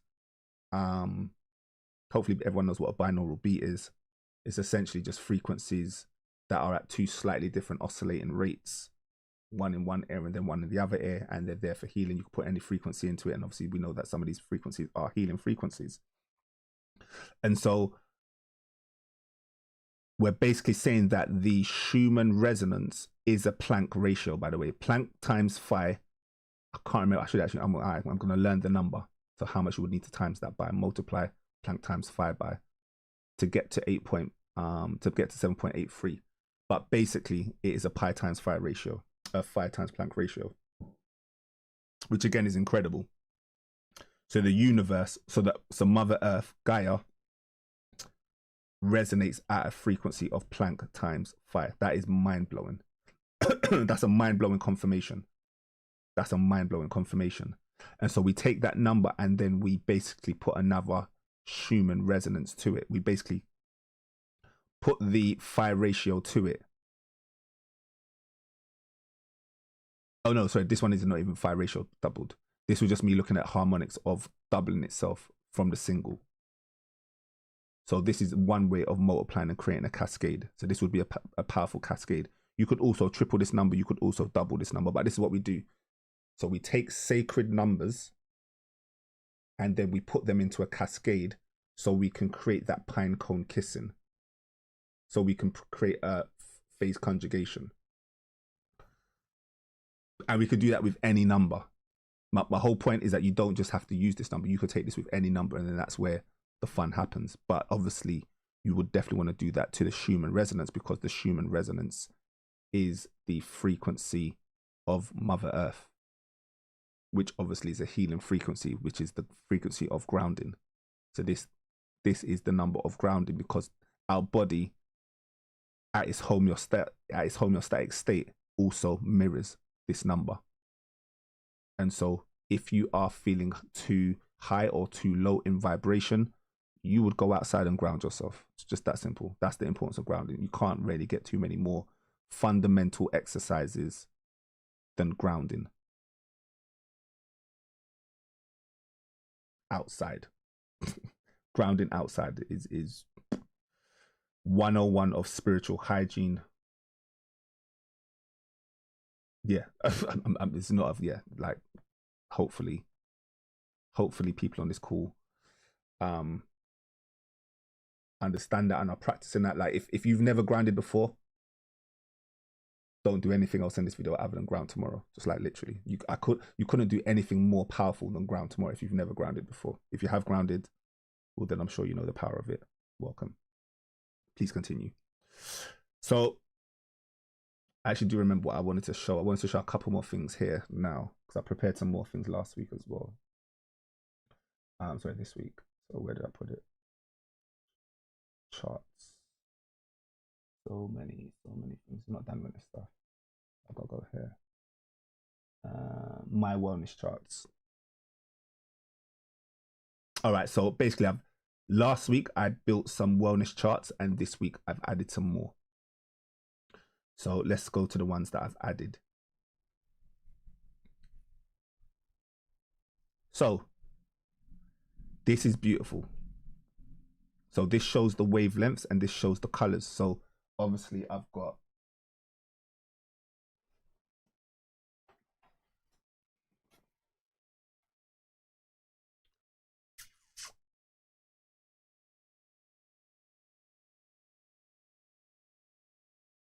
so this is light therapy. It's one of my light therapy devices. As I said, I'm the only one or one of I think 2 people that have got this in the UK or anywhere in the world. And basically it's custom and it's got 30 something programs. I can't remember the kind of one day, but it's got like 30 something programs in terms of colors. So it's got 5 different colors. It's not got all of these colors, but it has yellow, it has red, it also has near infrared, which is not on here. And it has blue and it has green. It has blue and it has green. It doesn't have orange, but again, you know, orange is in between that, so we're cool with that. Cyan, like whatever. And anyway, that's really, really important because each one of these frequencies do something different within nature. So photosynthesis is optimized at the color. So that color green. So think about plants. Plants eat sunlight. Yeah, the only difference between us and a plant is chlorophyll. So we've obviously got chlorophyll. And that green, i.e. chlorophyll is green. Most plants are green, or the leaves of plants are green most. Is most optimized through the color orange and the color purple. So if you want to grow plants, you would use orange and purple frequencies. Something around these wave bands will grow your plants more optimally because these states are the optimal states for photosynthesis. That is one example. That is one example of this stuff. I'm thinking of making a Schumann scale synthesizer. Hit me up about that because I've either got that or I'd want one as well. But I think I've got that already. Like, so I can maybe just save you some time. But I need to understand what you mean by a synthesizer. So I've got a Schumann scale. So I've already got the wave files from Dan Winter. I've got the original wave files from Dan Winter of the Schumann scale based on the Planck times 5 ratio. So that's what I basically use to heal and treat my water, for example. So again, I told you I make water. So I've got scalar technology that allows me to use that scalar technology to put any frequencies in it or any set of frequencies in it. And or any recording, like you could just put any music. You could just literally play Luther Vandross if you really wanted to through this scalar device and it will play it. So, you know, it's just got they're called not MP3. It's got an output like a headphone output basically. You just put it in. But yeah, let me know what you're talking about. Upper Fox Ghetto. Like, let me know what you're talking about because You know me, I'm interested in science. Do you have my link tree? Or you can just take, you know, you can just take my thing as well. I don't even put my thing in there. Leon Noble at gmail.com. So yeah, this is my email. You just hit me up on my email.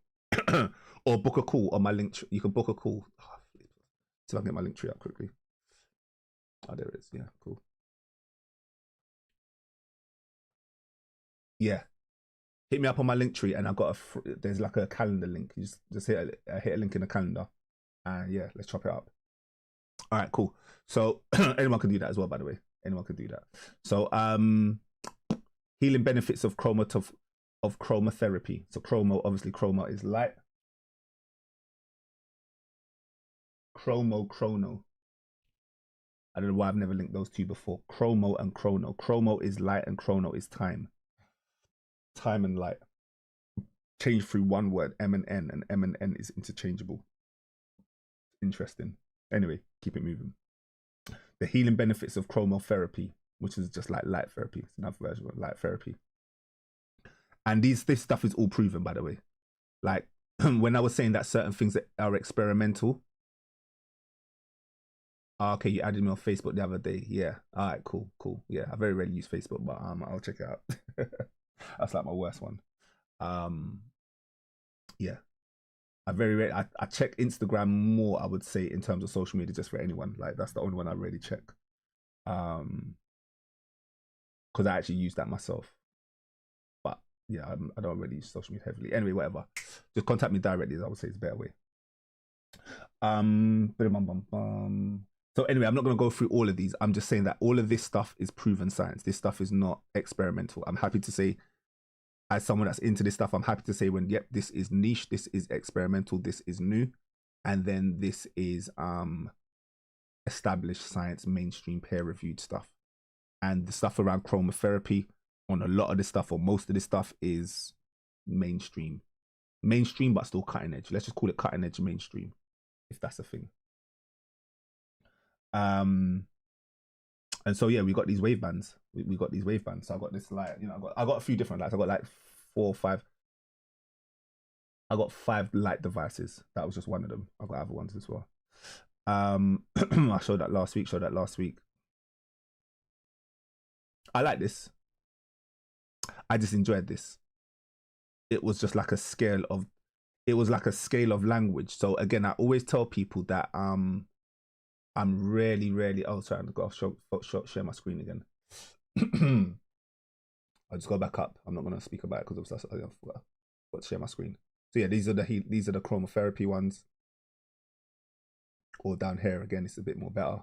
You actually got the numbers there, and then you've got what healing is, what healing level, what it does for healing.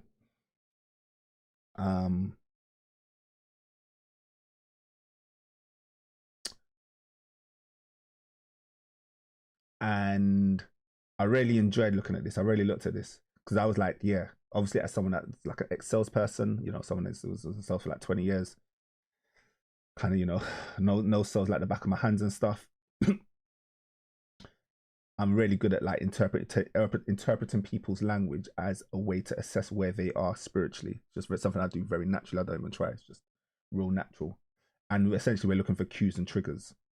It's just a natural listening to people, looking at cues, triggers, body language, so on and so forth. My eyes are like a polygraph, basically. And so I got to see it to believe it. You can't just say it. It's not enough for me. So anyway, the whole point is I am. No surprise, is the most powerful. Is the most powerful vibration. So this was actually based on vibrations. And I won't is obviously death because we ain't even doing nothing. And I am is obviously full life. So yeah, I just enjoyed that one, basically. Showed that last week. This is how the colors obviously then link into the heart. So it's just a simple, real simple correspondence table of how it links to the heart, how it links to certain emotions, personality types, and negative aspects. And then you got the chakras. You know, we just love, we enjoy correspondence tables because it allows us to join dots easily. That for me is why I enjoy correspondence tables, as someone who is into synthesis, syncretism, synchronicity, correspondence tables are the simplest way, because as someone that's like studied this stuff for so long, um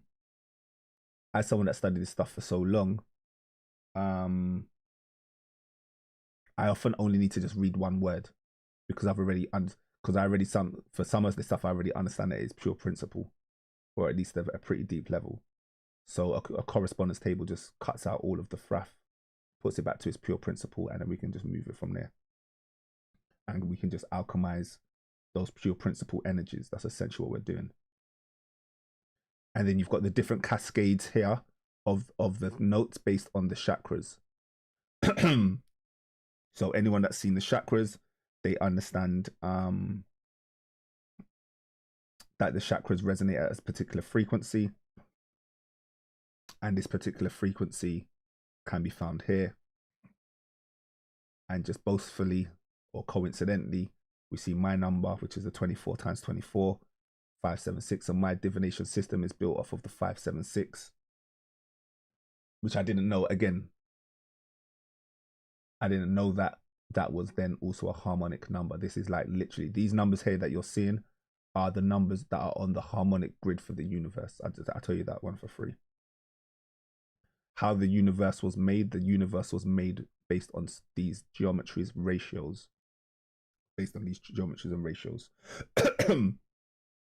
which essentially is the music scale. And then we've got sound therapy and how sound therapy relates. Quite hard to see this one, but I wonder something. It's really, really, really poor. Hard to look at, but I can kind of make out what most of it is, especially the smaller words. And again, just more frequencies, more frequency.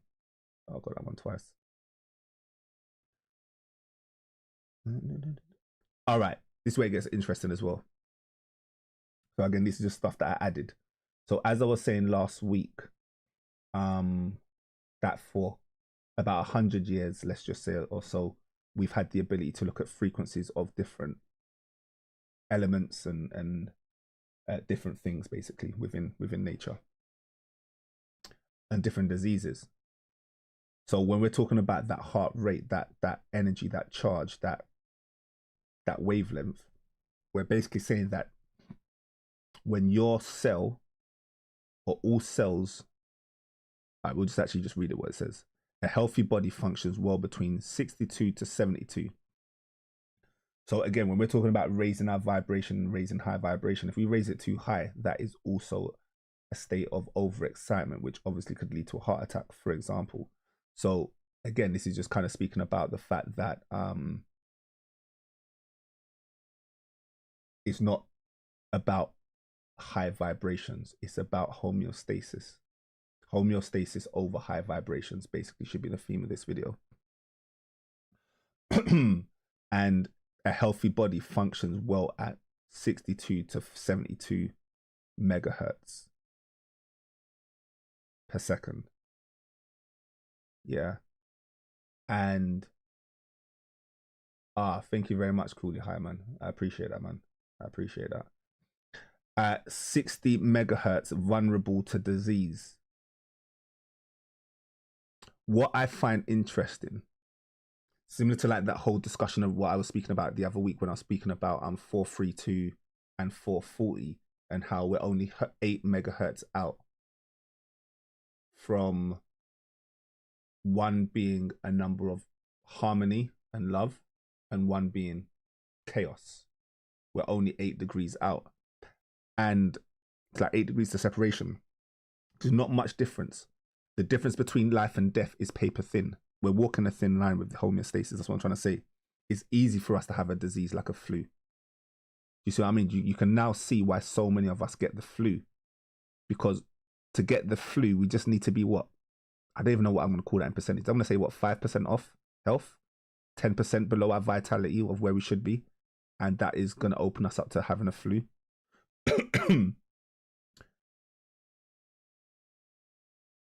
62 to 72, that's only a bandwidth of 10.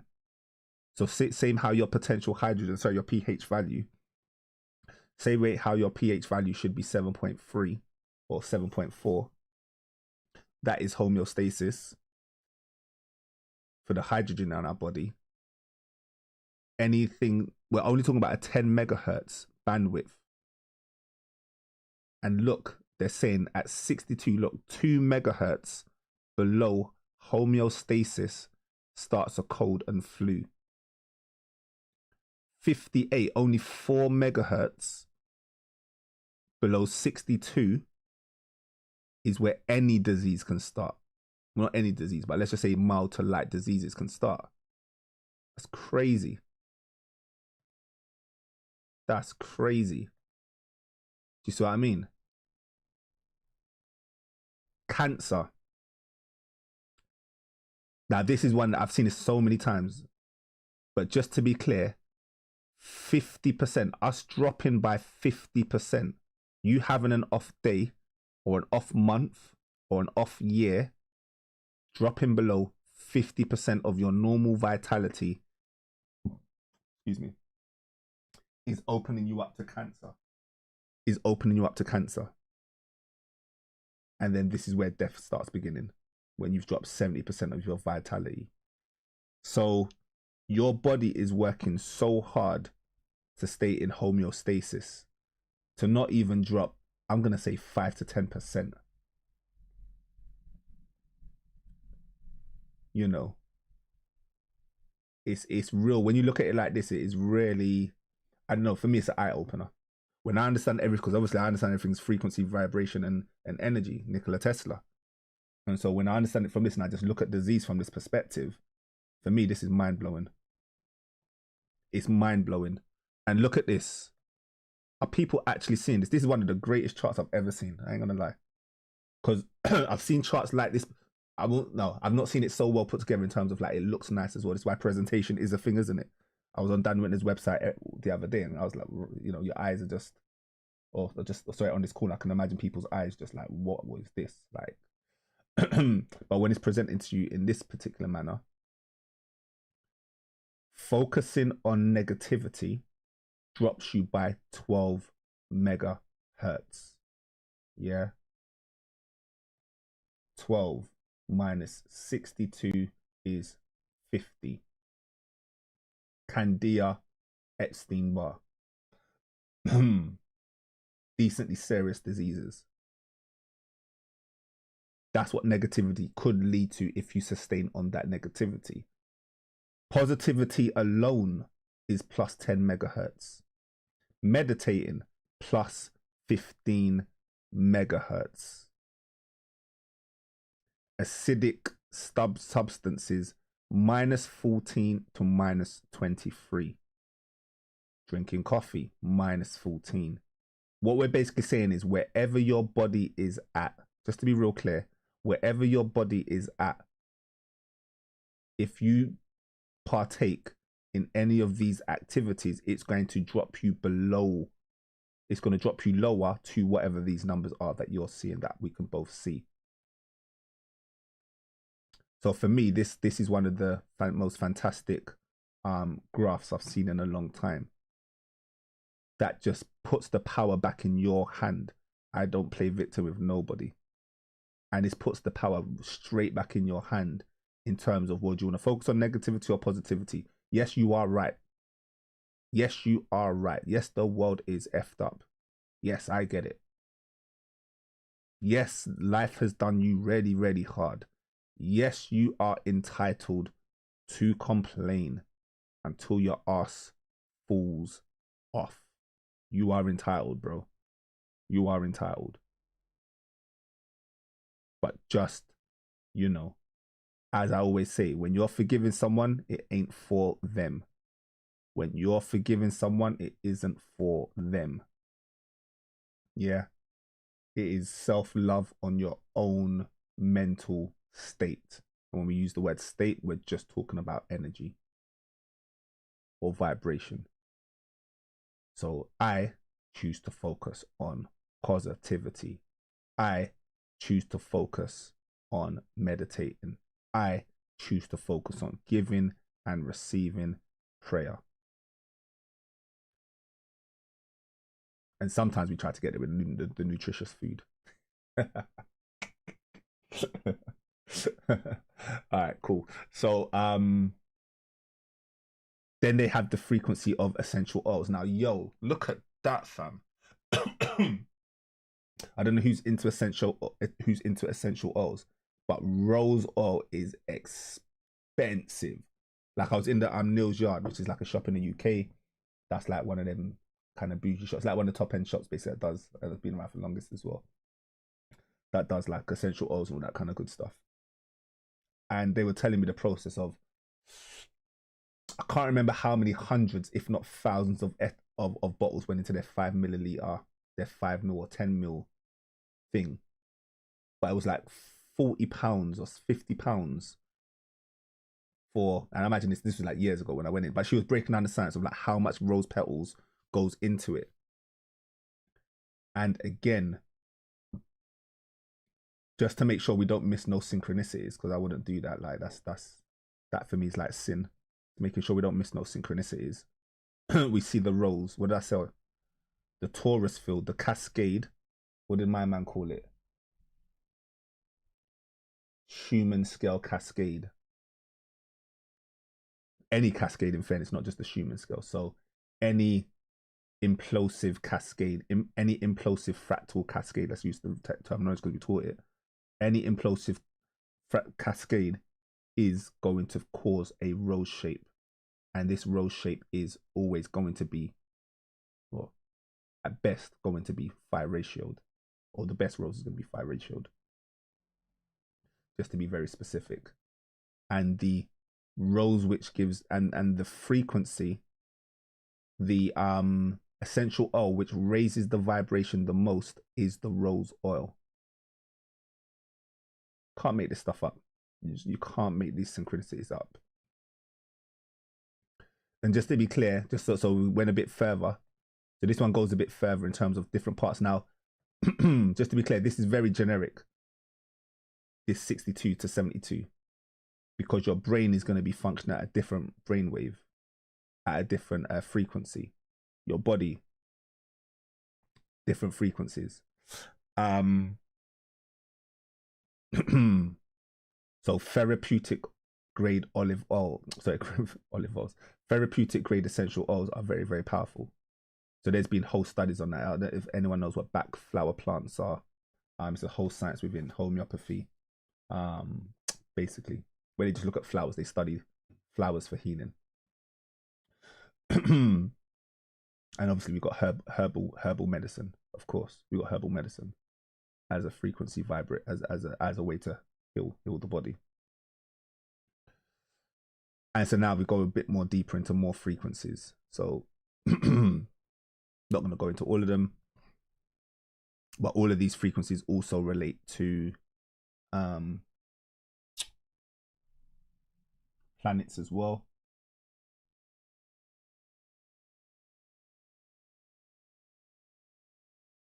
Two seven two. Which one's my 272? I have a set of tuning forks upstairs, which is related to the planets and the chakras. I don't believe it's these numbers. It works off of different numbers to these. Oh no, it does. Oh yeah, no, it does. I was looking for the 272. I was like, where's my 272?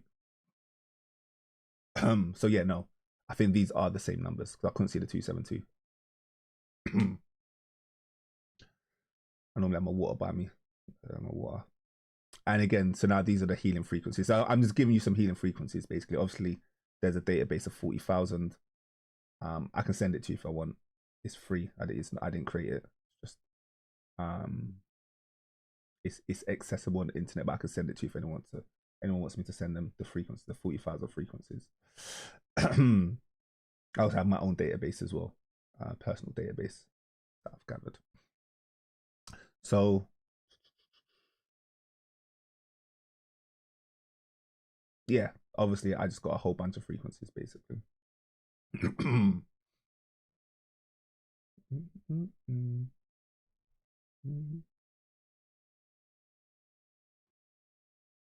Shows you what headaches are like as well. Quite interesting. All right. And then this is the stuff that I showed before. So we're gonna wrap up now. This is, I've done really, really well for time. It's probably like my best ever, or one of my best evers at the time. So to my mind, it's quite a short lecture. I'm really, really happy. And yeah, so this is just some of the technologies that I I think I might have showed this last week, but I'm not sure. I can't remember what I did last week. So every single one of these technologies I have now other than two. So I built this over a year ago. Like this table is over a year old. And obviously since then I've purchased technologies. So all of those ones that were at potential or imminent, I've went ahead and purchased them since. The only two that I don't have is the neurofeedback and the biofeedback, and you know they are now coming. Like I will have them in weeks, if not days. So yeah, the journey into this world is going to get more deeper, and I'm going to be sharing my findings. So yeah, this is how I'm going to wrap up. So how I'm wrapping up basically is, like I said, I'm going to be creating something like a Discord or a Facebook group or Telegram, something where basically we share our work and our research and our findings, especially in regards to two particular areas, and I'm probably going to be a third one. The two definite ones is obviously my whole stuff with SOULGNO, SOULGNO, divination, synchronicity, and there'll be a work group for that. And in the second work group will be for energy healing and this kind of stuff that I've been speaking about in today's class and last week's class. So anything that I've discussed there, that'll be a separate work group. And then I'm most likely going to do a third work group on dreams, on dream work. So, you know, I know people that do astral traveling. I know people that I lucid dream myself. I don't astral travel. So, you know, I know people that can do that stuff. And I know people that are, you know, pretty cool with their dreams, like, you know, premonitions. And, you know, I feel like I've had a few myself, dreams that have come true, see in the future. And essentially, dream work is fundamental to anything that I teach, because lucid dreaming is proof of brain heart coherence. You can only lucid dream if you are basically soul aligned, spiritually aligned. It is part of it. So it's just a proof of that. And so instead of you buying expensive machines like I will be, or like I have, you could just lucid dream, and then that will prove to yourself that your brain and heart can cohere. You could also try and meditate and get into a blissful state. That will also prove yourself. So again, there is no one way to do any of this stuff. There are multiple ways, hundreds, if not thousands, thousands of ways to align your soul and get into harmony. And I need to sign off because I really want to get some water. 2 hours of speaking with no water. So yeah, that's all good. But yeah, don't forget to like, don't forget to subscribe.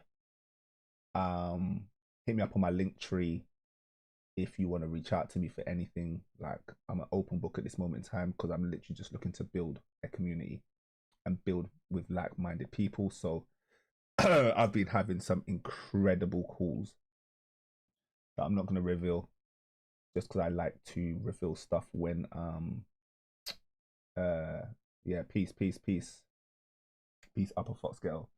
Until the next time. Yeah, so I'm looking to build, like I said, with like minds, and I'm pretty open and diverse for opportunities. So yeah, just hit me up on my link tree if you want to reach out to me, book a call in my calendar, and we'll chop it up. But until then, peace and love, and I'll see you next week, 7:30 UK time. 1.